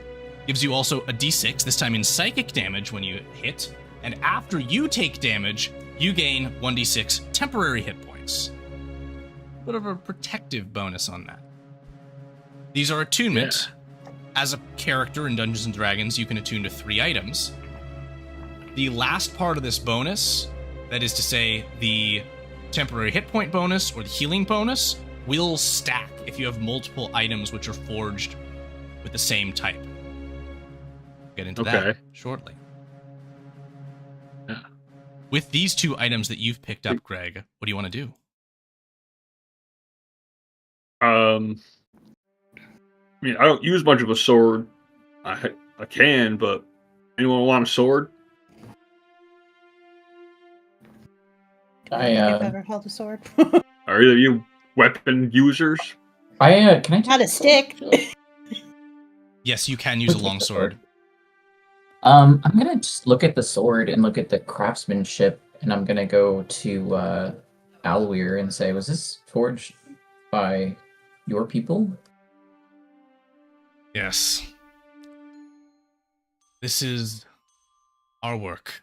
And he'll show his great sword is forged in the same make as is his breastplate and a bow that is slung to his shoulder. Say, this abjures the wearer, bringing protection so that those who would assail them are repulsed. Those who are like myself, whose combat styles are in the throes of things, or even perhaps like you, who I would see no ill harm come to. Our weapons, our armor, perfect. Well, I will carry it. I don't have a sword at the present. Is that one of you guys wants Give it? it to you. No. All right, I'll add that to your sheet, Alice, and I'll take that off your sheet, Chuck. The sword is gone, but you've got that longbow. All right. Are we ready to continue our journey through the Beneath? Yeah. All right. So we shall. The path continues now. You will enter an open section, like the fields, but not quite as mired with tunnels and spaces where things might ambush you from beneath. Instead, you come towards what appears to be a small outpost. There is a church in the middle of the cavernous depths. There's a small building that seems to be smoking, perhaps a forge. As you approach, Alweir will describe what you are coming to. He will say, "This is an outpost of our allies, the vampires of Sangheim. Their main city is far to the north, beneath the continent of Maernthorn. But here, they make special weapons," and he gestures to the bow, which Chuck has found, "for our aid, and attend my court. This will be a good place for us to rest as our journey continues." You can see an undead but very finely dressed man steps directly up to you, Chuck, and goes, waving his hand in greeting. He gestures to your pack, mimes carrying. I got it, but thanks. He'll now approach you, Rhiannon, and continue with the same gesture. Would any of you like the servant's assistance? I'm gonna say, I'm gonna go disgusting, and I'm gonna hand it my backpack. It bows as it takes it. As I mentioned, there seems to be the light of a forge to the east, which you can peek in. Alweir approaches a woman, a dark elf who's standing near the brazier at the center of camp, and they begin speaking. The doors to this church are also standing on my head. thrown open, so that you may enter if you wish. And whom was standing upon the whom? Chuck was standing on Rhiannon's head. Which we manifest as a little... Chuck over. Bump, bump. Sorry. Perfect. The rest of the elves are going to begin setting up a intermittent camp. Perhaps if you would all like to take the benefits of a short rest, you could. I would also allow this if any of you wish to, when we depart from the Sangheim Outpost, attune to any of the items that have been collected. You can do that now. But first order of business is, what's the first order of business? Where are we going? Who are we listening to? Who are we speaking to? Archer's gonna pop his head in here and say, "Hey, you can still do something with this cool ore." You just drop the three. Yes, I can, this man says as he steps forwards, picking up and placing into this smoldering pit the ore which you've brought. He says, I am Zehul. Who are you? He says as he aggressively extends his hand to shake yours. Name's Chuck. He's gonna shake it right back. Chuck, a good man. I can make from this ore weapons, armor, shields, whatever you require. The process leaves me with some residuals, and I can use that to keep this settlement well-founded. But I see you travel with the Duke of Below, so I will not assay you with price. Tell me, would you like multiple things? Would you like a single thing of greater power? What kind of equipment best suits one such as you? I mean, I'm gonna ask the group because it's not just mine. So let me confer. Please do. What do you guys He's need? gonna go. Hey, I want some cool armor or a weapon or something. I don't My armor really- is kind of bad, but I don't know. I only wear light armor. I don't know if you can work with that. If there's something, Yeah. you're wearing chainmail, so if he can make you some, Buy something- chainmail. He can. yeah, I mean, Go ahead. heavy armor. I was gonna say I don't really do metal. As long as you're willing to Can you stand make in any- front of me. Can you make any quiet chainmail? Excuse me, you'll say. Chainmail is not quiet. But if you want something that is like leather, I can mold the stone into a more subtle shape. Any armor, any weapons, I can make them. With 3 rocks, Okay. it is of 3rd grade. 1 rock, 1st, 2nd, 2. With the 3 rocks, you can make 3 mundane, 1 mundane, and 1 above average, or 1 great. What will it be? Let me see. Y'all care if I just use it all? In latent terms, is that like what bonus he's adding to the armor? Like you Yes. can make 3 Yeah, plus so I can get ones. one really, really good thing, a really good Or- thing, and a Dude, whatever thing you for should have him 3. make you +3. You can wear heavy armor because you're wearing chainmail, right? No, I can. It's like why I had that. It was ended up Medium. being Medium. You should have him medium make armor. Yeah. have him make you +3 half plate. Oh, I want to try to be stealthy though. Okay, well it could be a +3 breastplate. Is breastplate no That's medium. disadvantage. No disadvantage. Yeah, Okay. that'd be what 15? 15 plus 2 plus whatever. Yeah. Here we go. So we're going to add onto your sheet the armor. And you wanted a breastplate? Breastplate +3. And so Okay. what that's going to be is breastplate +3. I will equip. And I'll add the editing for the attunement and all that later, but you do have the armor class bonus now, and I'm going to edit the... Do you want to equip the Sangheim Forged longbow, Greg? Yes, please. All right. And attuning to that, I'm going to edit the heal on that so that that's now going to do 2d6 after you deal damage, healing to you. With the addition of the breastplate, which is also Sangheim Forged. As this man now begins his work of forging these items for you, he will say, You have other forges as well. One in Valandrar, where the Duke lives. One all the way in Maernthorn, across the undersea. These forges can make different items with different bonus. Sangheim Forged, you have a heal to yourself. Like when I, and he shows his fangs, this vampire man, drink blood. Valandrar protects you. Maernthorn heals others. Good? Good. And so in some time he will conclude his work. Now, there's the chapel, and there's the conversation between Alweir and this other dark elf. I'll go eavesdrop on that conversation. Also, Greg, make sure that you equip that in your character sheet so it shows your AC correctly. Yeah.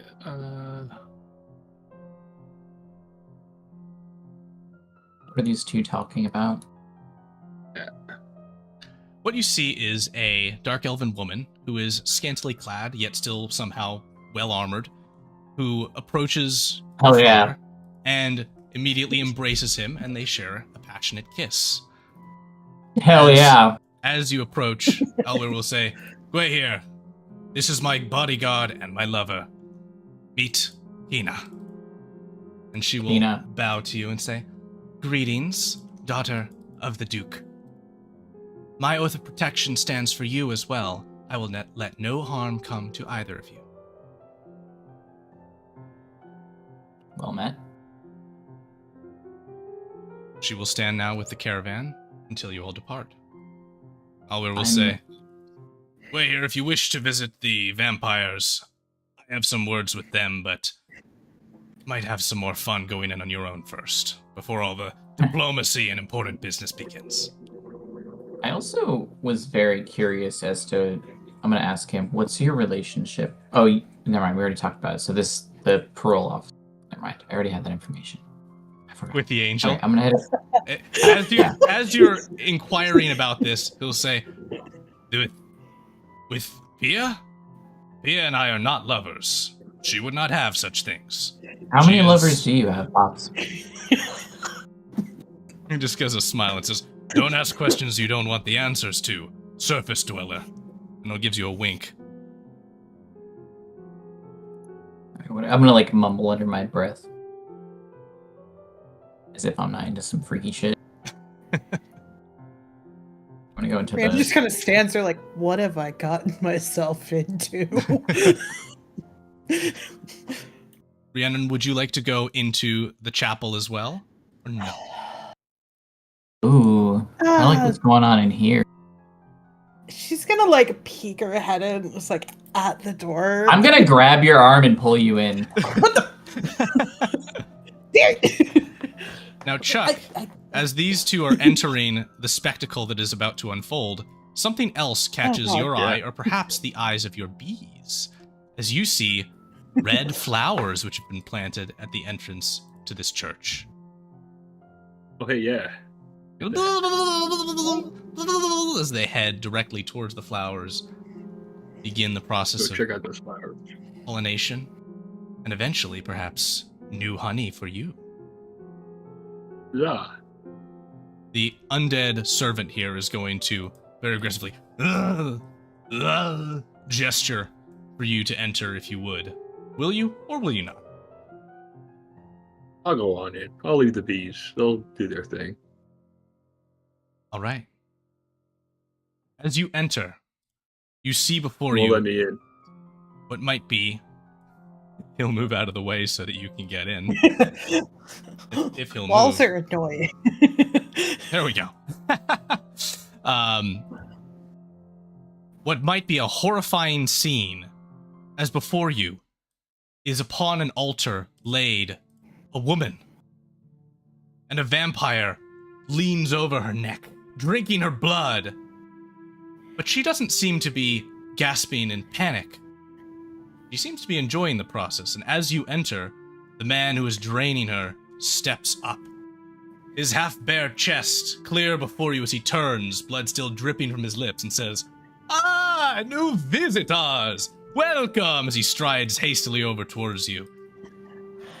He grabs from one of these other vampires who are just sipping away at wine beside you a goblet and holds it out and says, "Would you like some fresh blood?" I'm good, but thank you.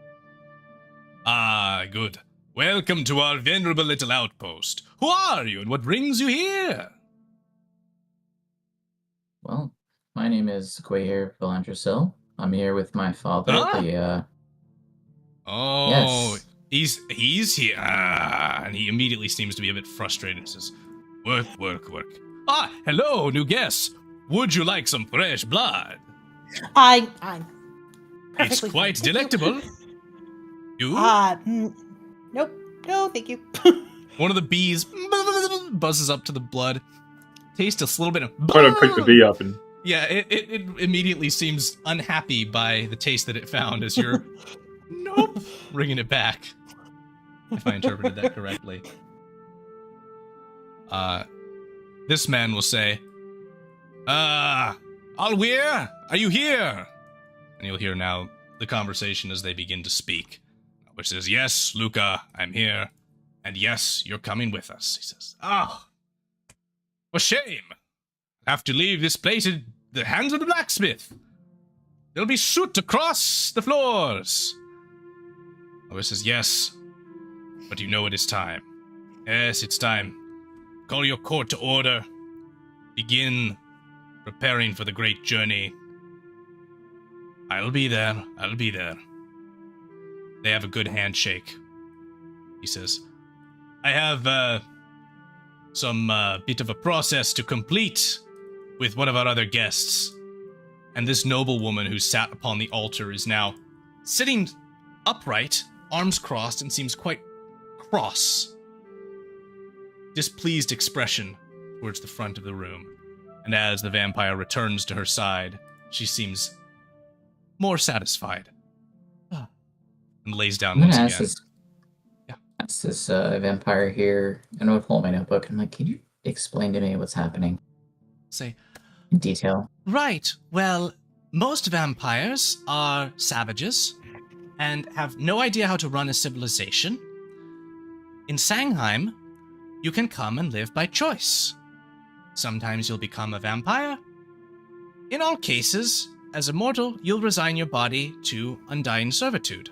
But you'll have a happy and peaceful life. You'll be able to avail yourselves of all of the wonders," as she looks towards the woman who is certainly enjoying being drained, "of our offerings, and," she reaches for another glass and pours some, "as much fresh blood as you like." Takes a sip.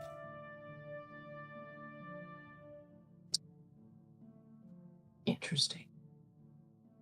Okay. "But alas, I like this that is place. far from here. We are but a small and humble outpost.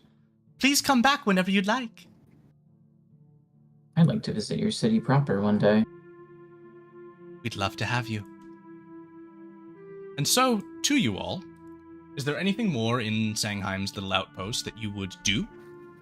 Would you complete attunement to any of the items which you've acquired? Would you take a short rest? I'll attune to the long Yes and sword. yes. Yes and yes. Take a short rest so that I can have my wild shape back. Mm-hmm. Very good. Okay. In that case, I'll give you a moment to complete all of those. We're going to run one more little break in our session, because we normally do a 10-minute break. We just did a 5 while we resolved the technical difficulties. So we're going to take a 3 right now.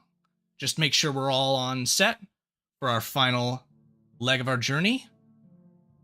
Hope to see you all back shortly.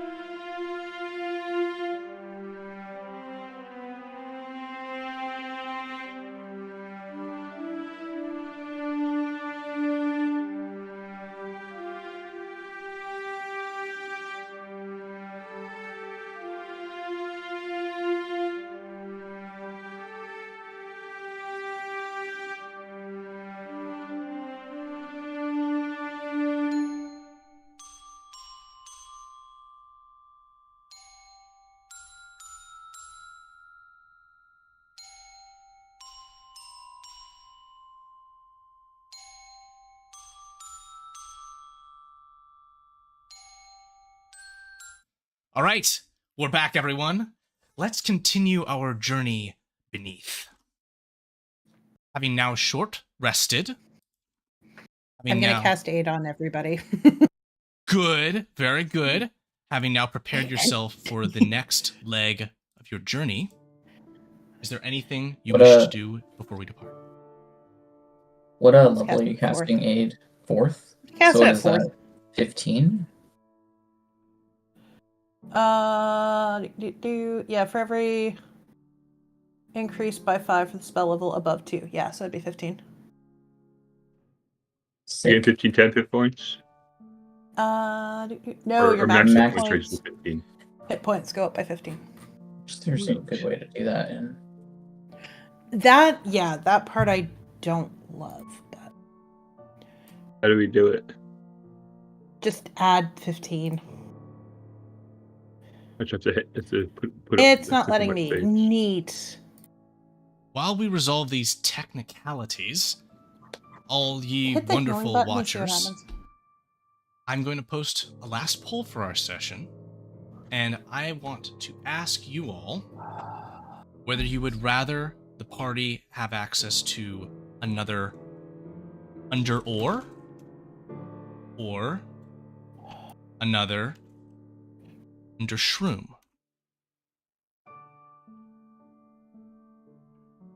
What's the benefit of the shrooms?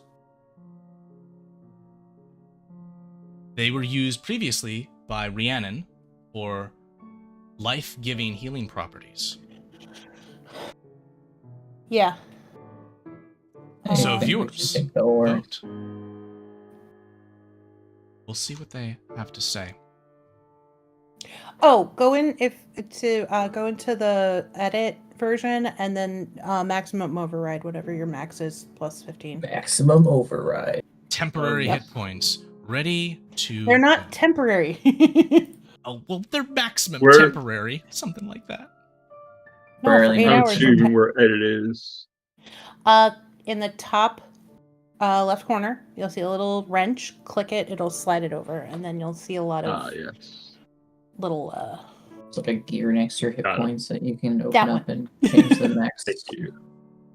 Your path continues Yeah, that until you didn't reach a work. bridge. On this travel to the city, you now have a forked opportunity. As you approach this bridge, you can hear cries from beneath. Cries for help.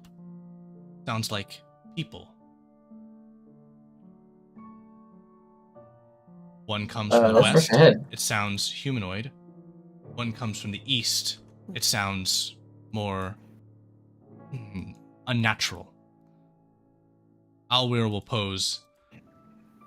There are many within the deep that are assailed by those who would consume them. This may be an opportunity to rescue any who are lost, any elves or any of our other allies. Things have been dark these recent 30 years beneath. A dragon destroyed the Mind Flayer colonies some time ago. The Illithid are now mindless, ever hungering, but ever crazed. Where they appear, Dark Elves flee. Nizuthen nods to this. He is the elder who has been with you. He'll say, yes, we ran from the Mind Flayers when they came for us. Also, Alwir will say, there is the terror of the void. It appeared only recently. It is different than the abyssal intrusions from demons as you've seen before already. This is the work of an eldritch beast. It's been corrupting the local goblins, making them more manic, more aggressive. He holds his hands out. We will hold the road. Aid those in need, if you would. Can we make out any details from your... Yeah. Only, I would say, the cries for help. Otherwise, the dark is too intense. Shall we split up, or shall we go together? I could try to go scope out one side or the other. Oh, yeah, can you be can be really a small bat. and quiet. I can be a bat. I can also be a spider. Both come in really in handy. That's probably faster. Yeah. So to the west here was humanoid voices. Yes. Maybe we should check those guys out first. Give me a couple minutes. I'll be right back. And I just kind of leap off the bridge and turn into a bat. All right. And start heading in that direction.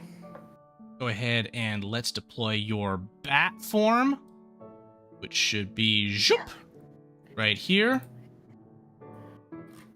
Click the button.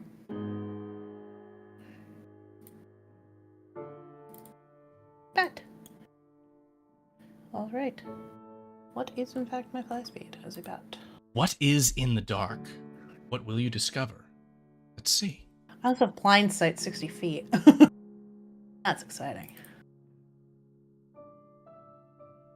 Alright, let's keep moving. Oh!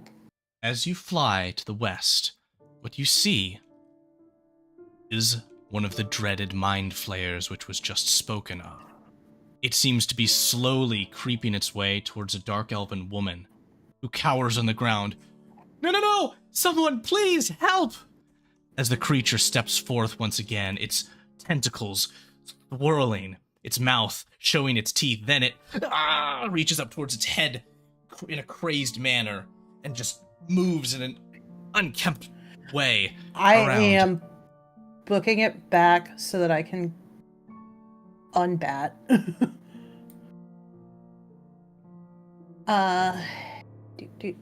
Unbat. We've got a resolved poll. It's another undershroom. Yep. Okay. Yeah, if you can swap my token back. Done. Donka. There's at least one elf and a mind flare. Let's go! And I'm running. Leaping down off the bridge and into the riverside ravine. You also hear the flap of wings as one of the others comes to your aid as well. Move forth as you will until you see your foe, and then our battle will begin.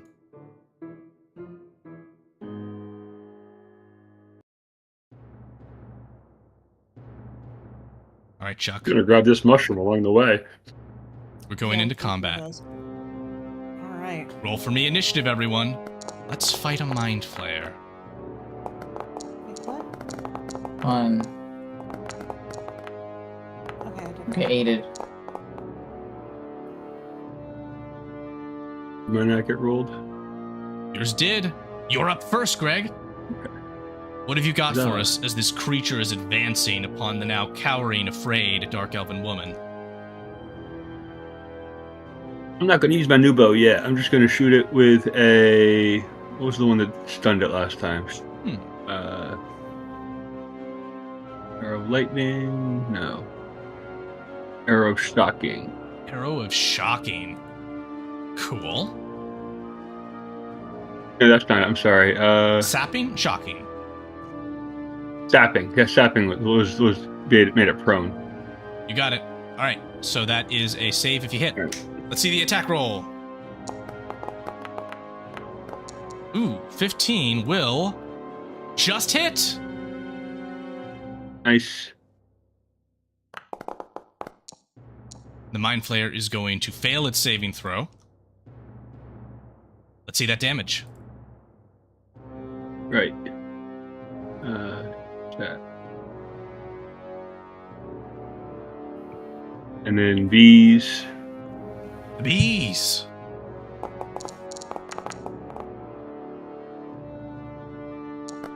Nine. 16. 7. Or, yeah, 16.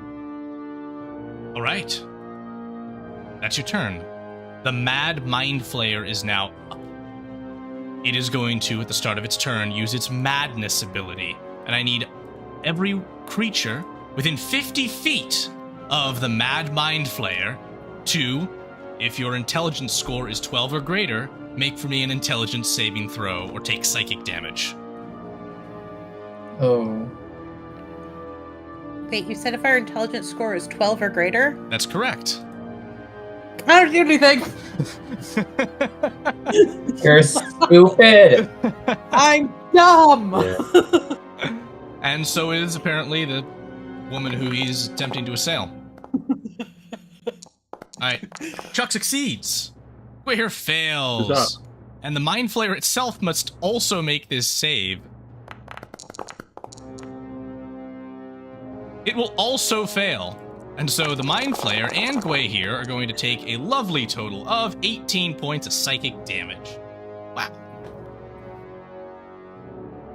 I kind of love being an idiot. I gained 6 hit points because of my cool sword.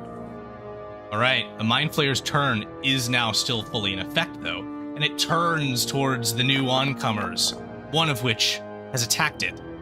It's going to harness what controllable remaining mental energy it has and fire out a mind blast towards all of you in a cone. And I need you all to use your intelligence skill to make a saving throw against the damage. Oh boy. This isn't like a spell that I can counterspell, is it? No. Where are our saving blasting us. throws? I'm about to get stunned. That's on your character sheet. That is beneath your ability scores. Yep, on the right. You can also, through the chat. Oh, yeah. There, you got it. You got it. When's our angel up? Soon. 14. All right. You all are stunned. Hooray! And take an awesome 32 points of psychic damage. Well, this is great. Well, I'm glad it gave us 15. Ow. And the terrible thing about the stunned condition is that it just skips your turn. It's in here. Wait, oh. Alrighty. Now, Quahir, you hadn't actually rolled initiative for us. I did, and then I accidentally undid it, and then I didn't. Yeah, it was like 5, I think. Okay, you're good. You're good. Okay. Nonetheless, you're all having an stunned. issue What's up? of removing that page. I can't. You said it's right click on your token? Right click on your token. You can click on the health bar beneath, and you can type in minus whatever. Nope. I got you. Boom. There you go. Thank you. All right. As you mentioned, though, Pia, the angel, is coming to assist you in this battle. Thanks. And she is going to be coming in on the next turn. The Mind Flayer gets to act again then. The stuns have worn off, and it is going to approach you, Chuck, and attempt to reach out with its tentacles to grapple you. It's a 2 to hit. Does a 2 hit? No. No. 9. Okay. 9 doesn't. Rhiannon, you're up. Cool. I can do things now. What was I planning on doing?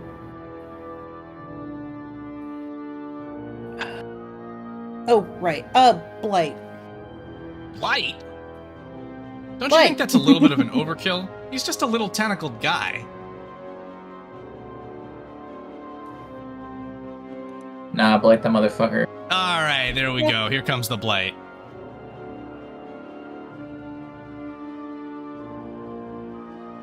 Con save for the Illithid.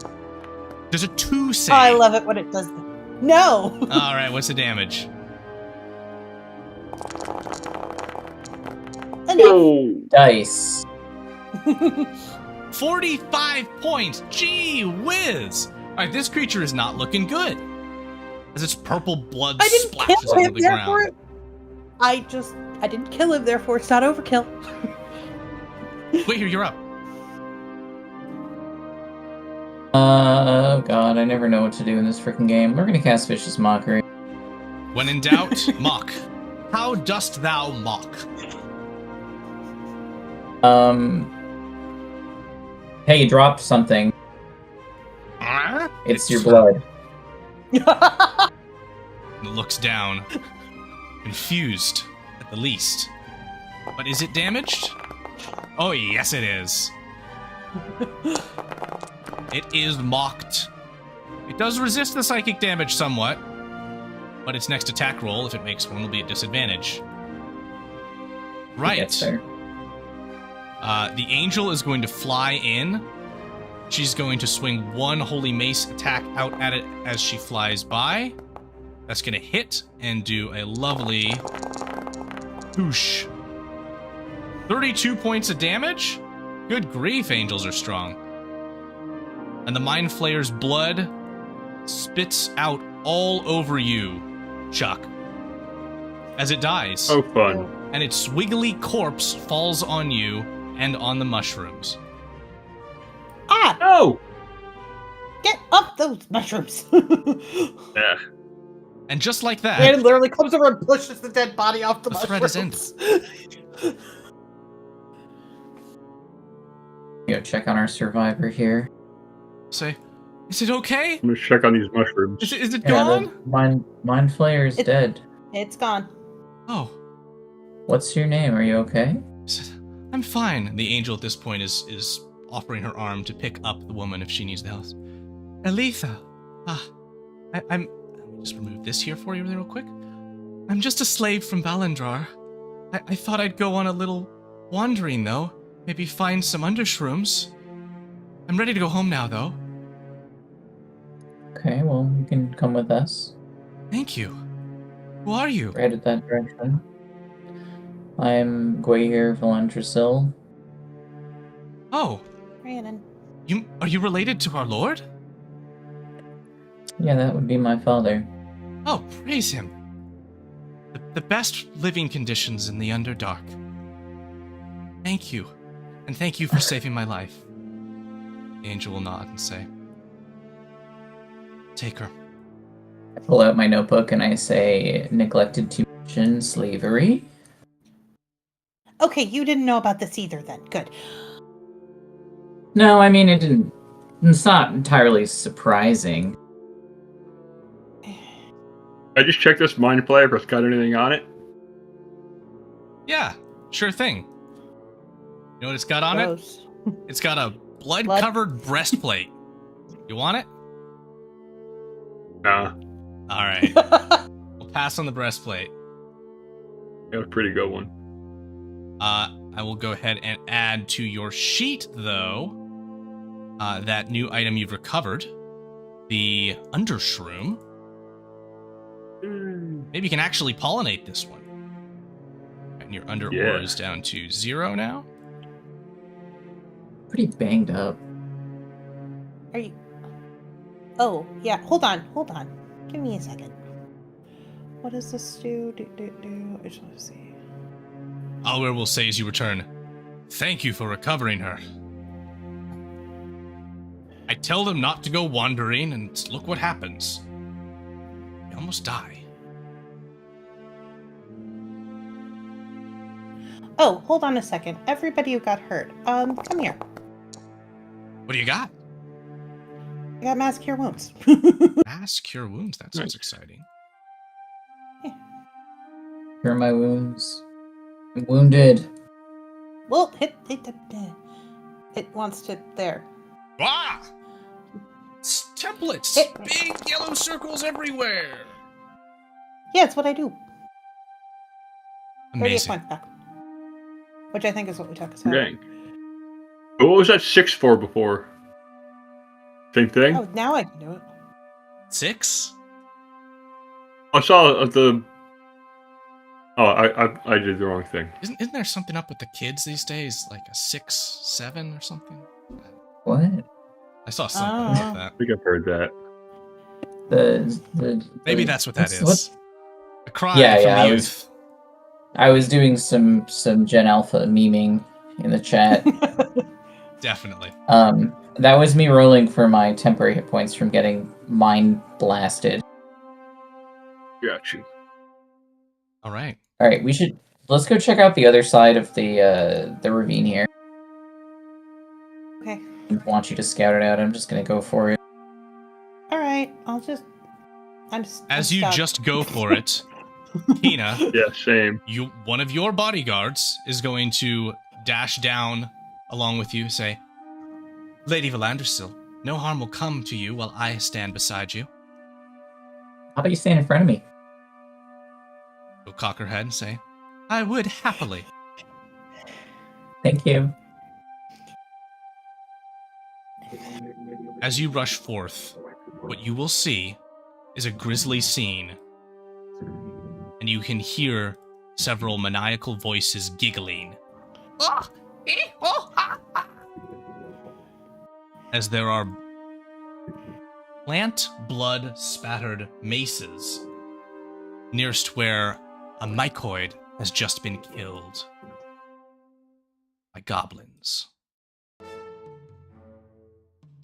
Your sudden arrival is a bit of a shock to them, however, and they turn, their hobgoblin commander, alerted to your arrival by a bunch of footsteps. He'll say, Goblins! Attack! We're gonna need another round of initiative. Hell yeah. Here we go.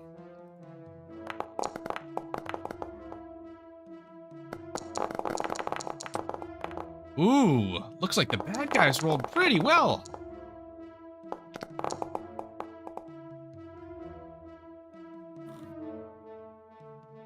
Let's begin. The Hobgoblin Warlord. Oh god. Yeah, huh? Yes, ma'am. I guess we're level 14, right? So Here he comes. Attacking multiple times, he's going to throw 3 void javelins. 2 towards your protector, Kina Absalar Guehir, and 2 towards you, Rhiannon. Or 1 towards you, Rhiannon. I can count. The first 2 is a crit and a 19 to hit, which will, believe, not hit. And then the 1 towards you, Rhiannon, will be... Let's see here. Hurt. It's probably gonna hurt. 14, which comes to a 28. All right, so the damage first for you, Rhiannon, is... A lot. 18 points. That's fine. it's not too bad. Yeah. I was worried. And then a crit against Protector. Here we go. Lots of dice. 39 points. She's doing okay. The Hobgoblin will say, Goblins, march! They will march forth.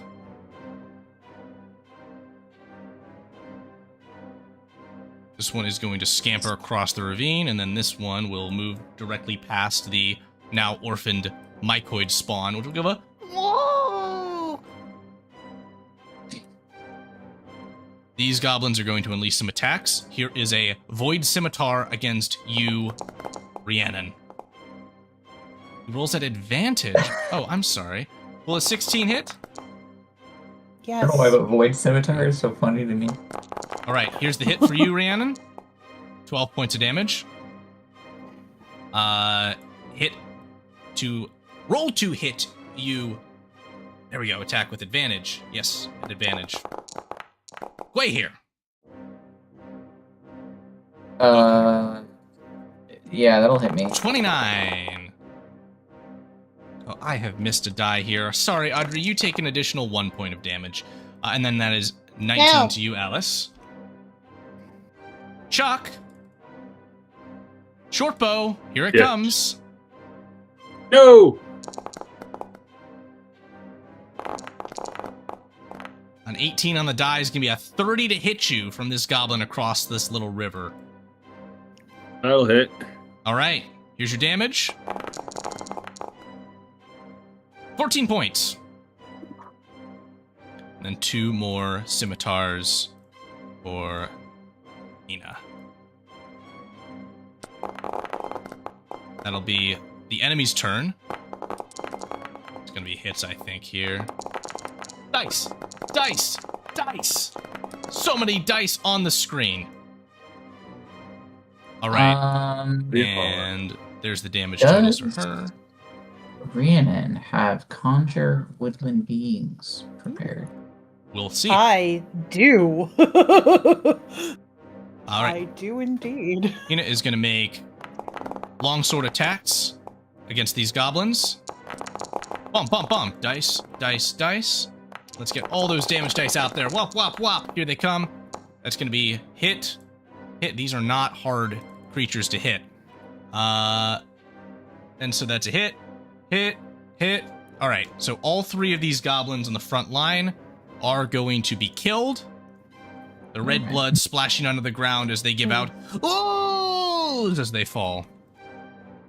She'll say, "Filthy beasts! I could use some healing." Ah! And she charges in. That you just ran away. You're up, Rhiannon. Okay, fine. Well, if you're gonna run away, you get the bad healing. As is unfortunately the case, it seems. Well, she did it to herself.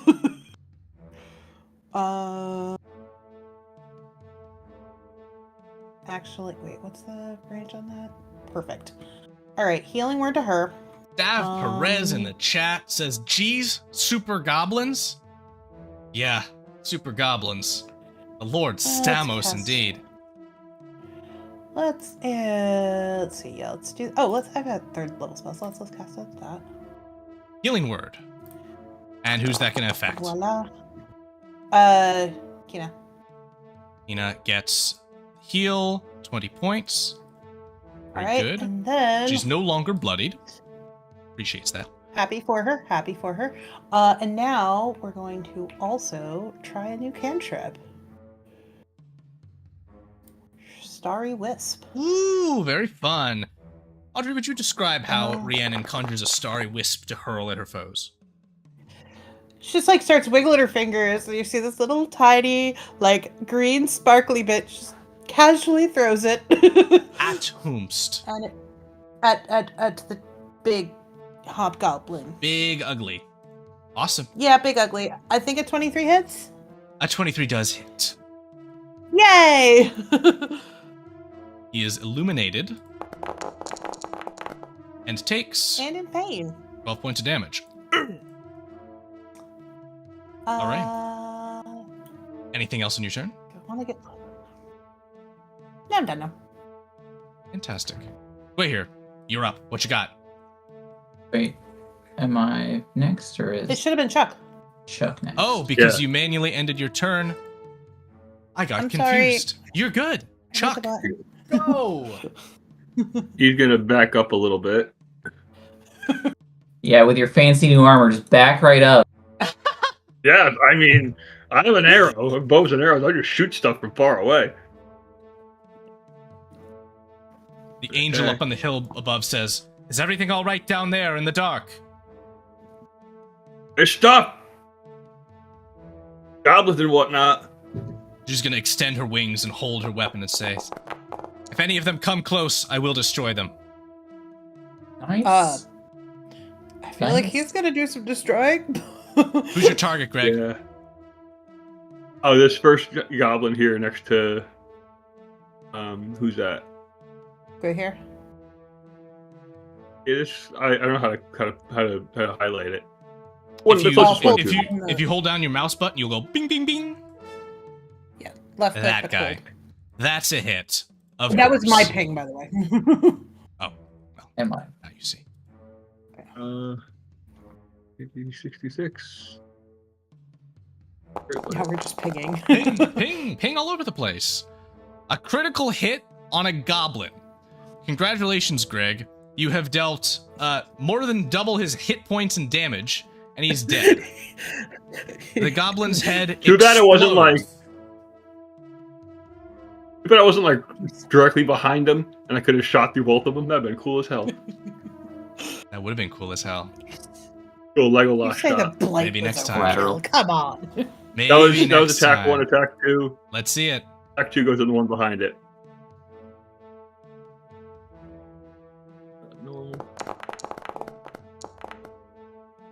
20 will definitely hit a meager goblin, even as there is blackish energy that is curling around his bow.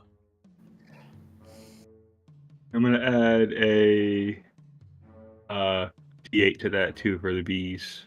For the bees. For the bees. We love the bees. The bees. Boom. This goblin is dead. Done. All right.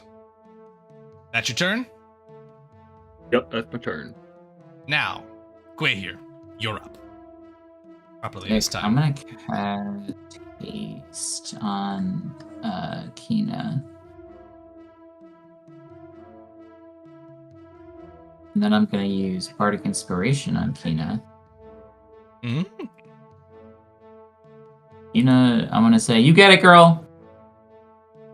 She seems emboldened by your bonuses. I'm gonna be back here.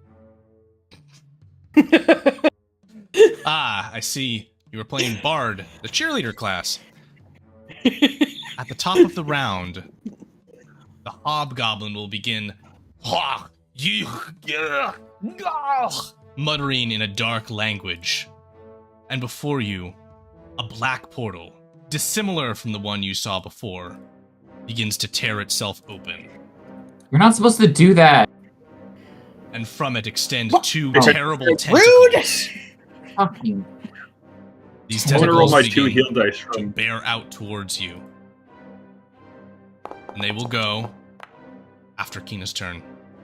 The goblin now will attack the enemy that is directly in front of it. 3. 1, 2, 3. If these all hit. Let's get the dice going. Dice, dice, Ah! dice!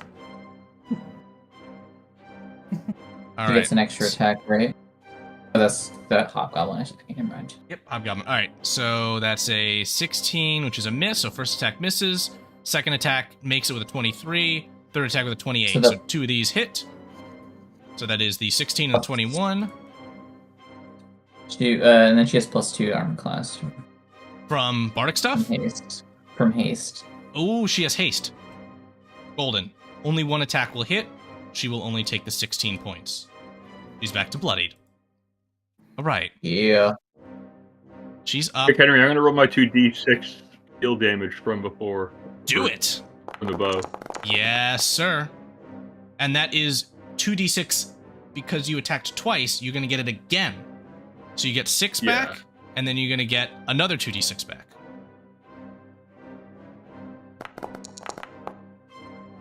Okay. Let's get our ally going here. She's going to just dig in on the hobgoblin here. Bum, bum, bum, and then 1, 2, 3. Dice, dice, dice. And for our viewers, live and not live, I want to again articulate that everything on this stream is growing, getting better, a work in progress, if you would. At a certain point in the future, I might have it so there's not so many moments of dice, dice, dice. But until that time, it's gonna be dice. So for I like dice, lots of dice. it is 14, 18, and 15 to the hobgoblin, who is now looking a lot more bloody than he was before. Is that how many attacks does she have normally? Oh, 3. So she gets another one. Because of She haste. does, I 'cause nearly she's forgot. hasted. My bloviating. This is like my attack. Like I'm basically doing damage right now, so I'm making sure that you roll that shit. Good. Yep. Yeah. No. This is the meme of I made this, and then you go, I made this. I So made this. now you're in trouble because the tentacles are up. They are going to I attempt just to like this. reach out and grapple you. This first thank one you. towards you, Rhiannon. Rude. That is a 30 to Yeah. hit. Does a 30 hit? Yes. Okay. Yes. A little bit. Yes. A little bit. All right. So you are now grappled. No save, just grappled. And you're going to take Rude. 28 points of damage, which I will apply for you. Okay. No. Thank you. Okay. That's fine. Everything's fine. I can't see me. There I am. This goblin out of here. And the other attack is going to be against Kina. And Audrey, you are up now. Okay. Plus 10 plus 7? Jesus Christ. Hold on. I have one of two plans. I would also like to now acquaint you with your memory. As you are grappled by this terrible void tendril, you recall the basement on the lowest level of the Mage Tower. You recall these same tentacles and the name of the creature Otcharaj that Tarum Jacksonair, your terrible headmaster, had summoned. This is familiar. Rhiannon's only having a tiny panic attack. I'm in danger. But this is gonna suck for it. What you got? Conjure woodland beings. Okay. You gonna conjure some little fairies? Think the big bad tentacles are scared of your little fairies? They are. They should be. They're evil squirrels. They're woodland beings. They're evil squirrels. So, yeah, within 10 feet of me, so definitely that. Should be able to get a template on that. I didn't put the template because... That's fine. Alright, there. Yeah, there you go. Oh, I got the other one! There you go. Alright, that's what I wanted to see. Done any wisdom saving throws. Wisdom saving throws from the tentacles, because we know how wise tentacles can be. It's kind of the point. Ooh. Ooh! It turns out they are wise. They're connected to a wise creature. That's Hold a on. success, so they'll take half damage, right? I think so. If a creature makes a save, on a failed save or half as much on a successful save, yeah. Okay, give me damage. Fear the evil squirrels. Here are the squirrels. 13 points of damage to each. Oh, that's not 27, that's 13. But they are in trouble. These tentacles are not that strong, but they're quite threatening. Good. Can you destroy the tentacles? Can you destroy the hobgoblin? Chuck. Master of Chuck, the bees. shoot the hobgoblin. I was gonna. Shoot the hobgoblin. I was gonna try to. What are you gonna do? What are you gonna I'll do? shoot the hobgoblin. I was gonna try to entangle the tentacles, but I'll just shoot the hobgoblin. I'm gonna blast him with a fucking chain Entangling lightning. tentacles? I mean, I just truly feel like that's just a layer upon a layer. And I kind of love it. Exactly. Yeah, I'm kind of sad But- that you've chosen to shoot the hobgoblin. But with that said, Kira's what you getting got? excited. I'll get him. Not so diligent about putting our live chat out in the No. game. Here we go. 13. We've had just such fast good. combats. Miss on the Second first attack. Didn't we have inspiration from Gray Hair Yeah, Song? yeah, you can re-roll that nat 1 if you want. Ooh. Sorry, Oh, okay. let's just see. Yes, that's what this is. From my musician teacher. Is the It 19 was hit? way up there, but A like 19 will. I was getting a pull ready. Miss exactly. Oh.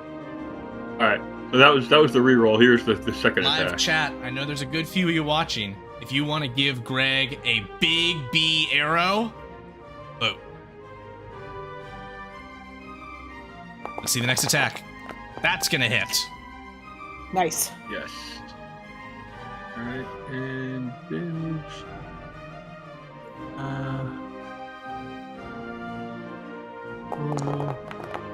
Plus a D8. 19 points. Plus the Plus 5. 5. E damage. All right.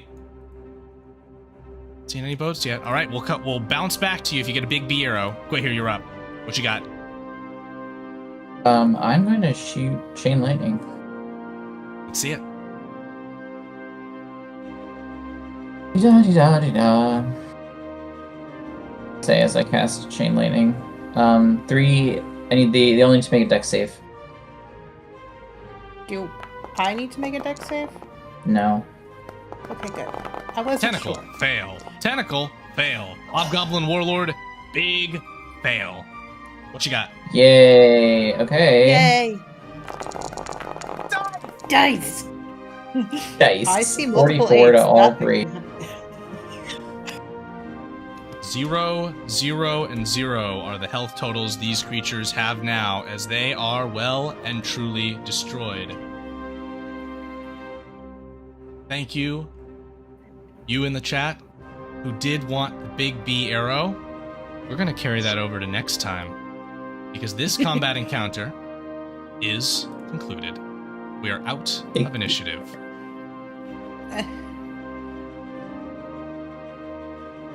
Rhiannon is looking around like absolutely panicked right now. He's here. He's here. Why is he here? Was here. Oh, I spot this little mushroom guy over here. Yeah. I grab it, and I pick it, and I start trying to minister it to this dead myconid. Aww, that's precious. Okay, make a medicine check. You, do you have proficiency in medicine? No, but I'm a bard, so I'm good I at can cast everything. Revivify. Do you have a fucking diamond? No, but like, can I use this to cast Revivify with it? Oh, interesting idea. Would you like to try that, Greg? Yeah, I'm gonna take the mushroom and just do the Revivify spell, but like use the mushroom instead. Boom.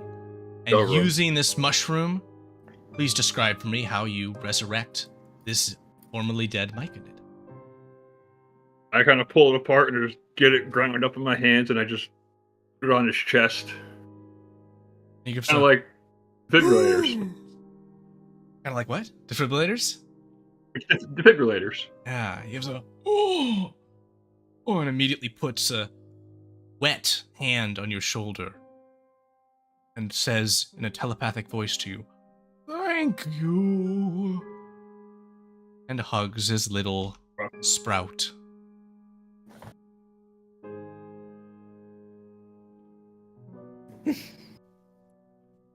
Yeah, we're good guys.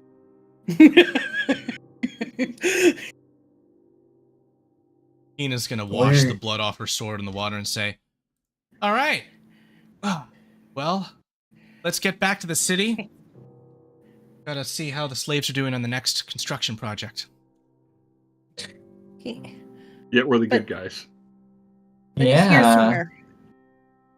I know who did this, and I don't understand. He should be gone. Like, gone. Who's that? The headmaster, Mage Tower, not good. He summoned that thing. The tentacle thing. Been here before. Not my favorite. Can you elaborate? Not, he's the headmaster of Mage Tower, horrific guy, summoned what's attached to those tentacles before. I think we pushed it back. I can't really remember. The tower fell in on itself. So, some kind of far plane type creature. Oh yeah, he was pulling things in from not here. Alice, Greyhair Yeah. also remembers hearing stories from these dark elves and the adventurers that traveled with them of this same creature that assailed them on their attempted crossing of the waters of the sea. In a deep cave, this creature Oth-Sharaj had ensnared the allegiance of several sea elves. This was, again, for our viewers back in the Tales of the Empire campaign. Now it seems that it has made goblins its new thralls. Oh, I love a fucking Underdark Ocean with a fucking Dagoth creature.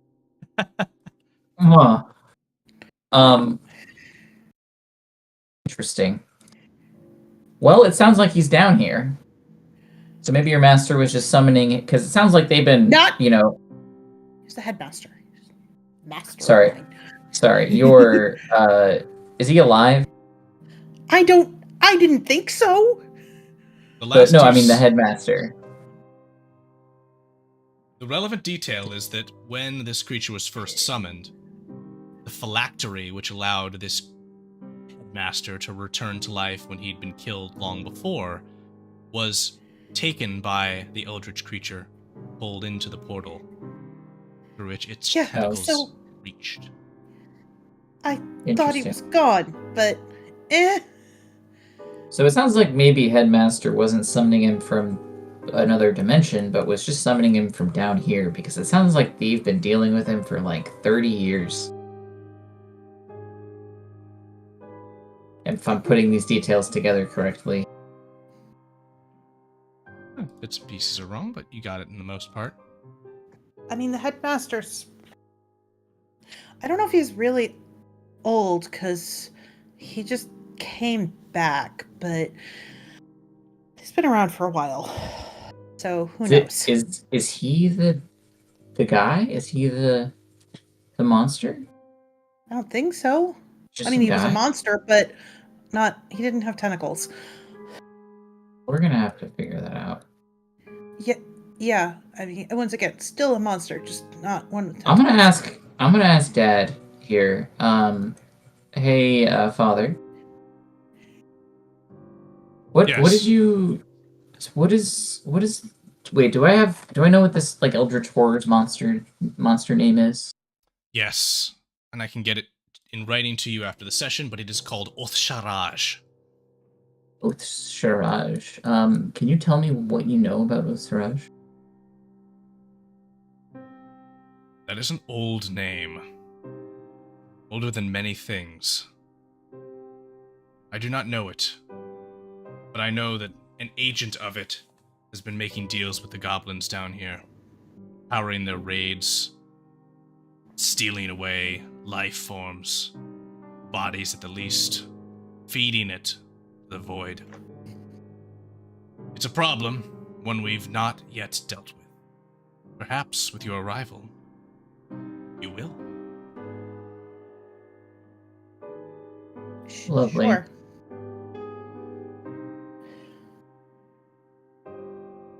Well, I guess, how close are we to the city now? Close now. We'll be there shortly. Let's go. Chuck, you're approached by the elder Nizuthen, one of the Dark Elves who's down here for first time on this path to this city as well. I'd say, how are you doing, sir? Well, it's just another day in the Underdark, you know. I mean, with our heading, I sense about you that you're not usually in this kind of an organization, and yet this stream of fate has taken you along with its flow. Yeah, I tend to be solo guy, but sometimes you can go with a swarm. Join a group. Are we a swarm? Is that what we are now come to be? Seem to move together pretty well. I'm glad you're along. And he looks towards the two elves in your party and says, sometimes we need a good outsider. I hope that this garden is It's waiting got 20 for you. years. What was that? Clarify? Just because I ain't got pointy ears. It's not about the ears.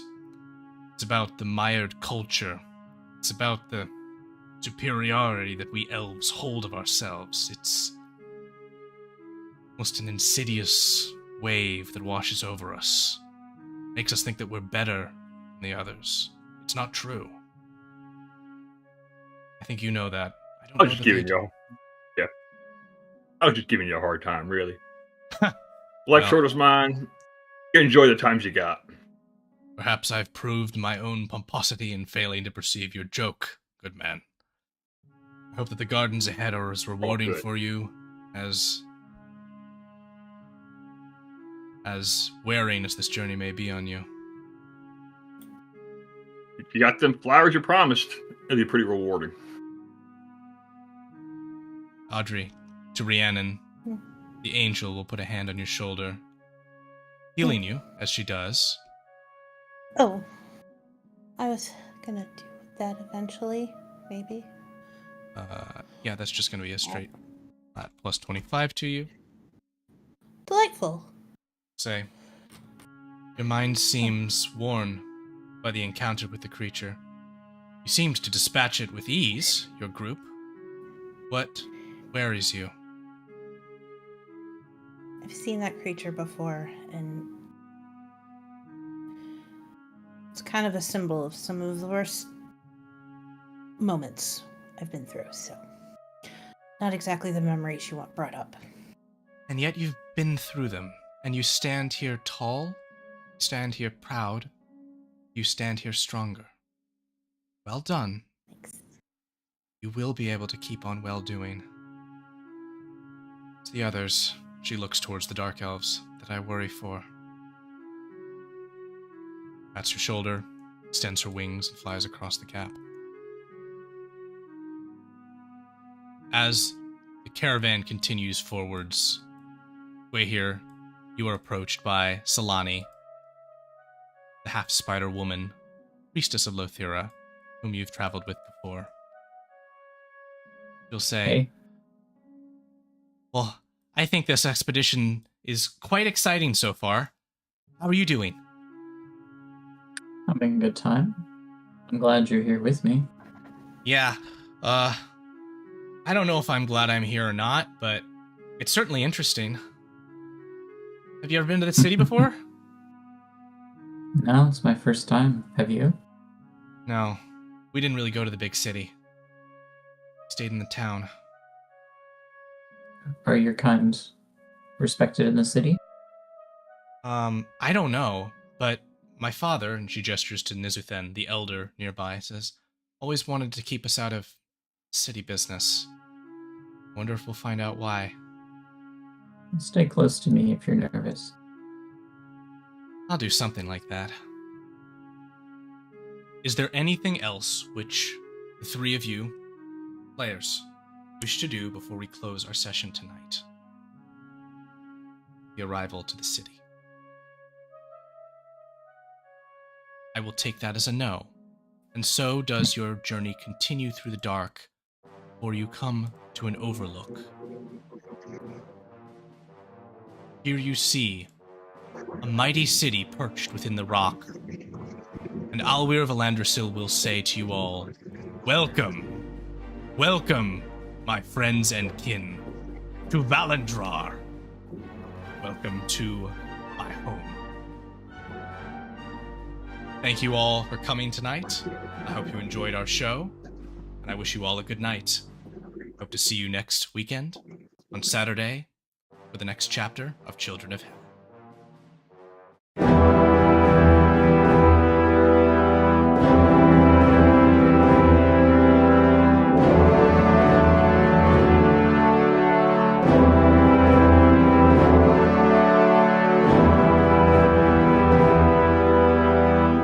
you.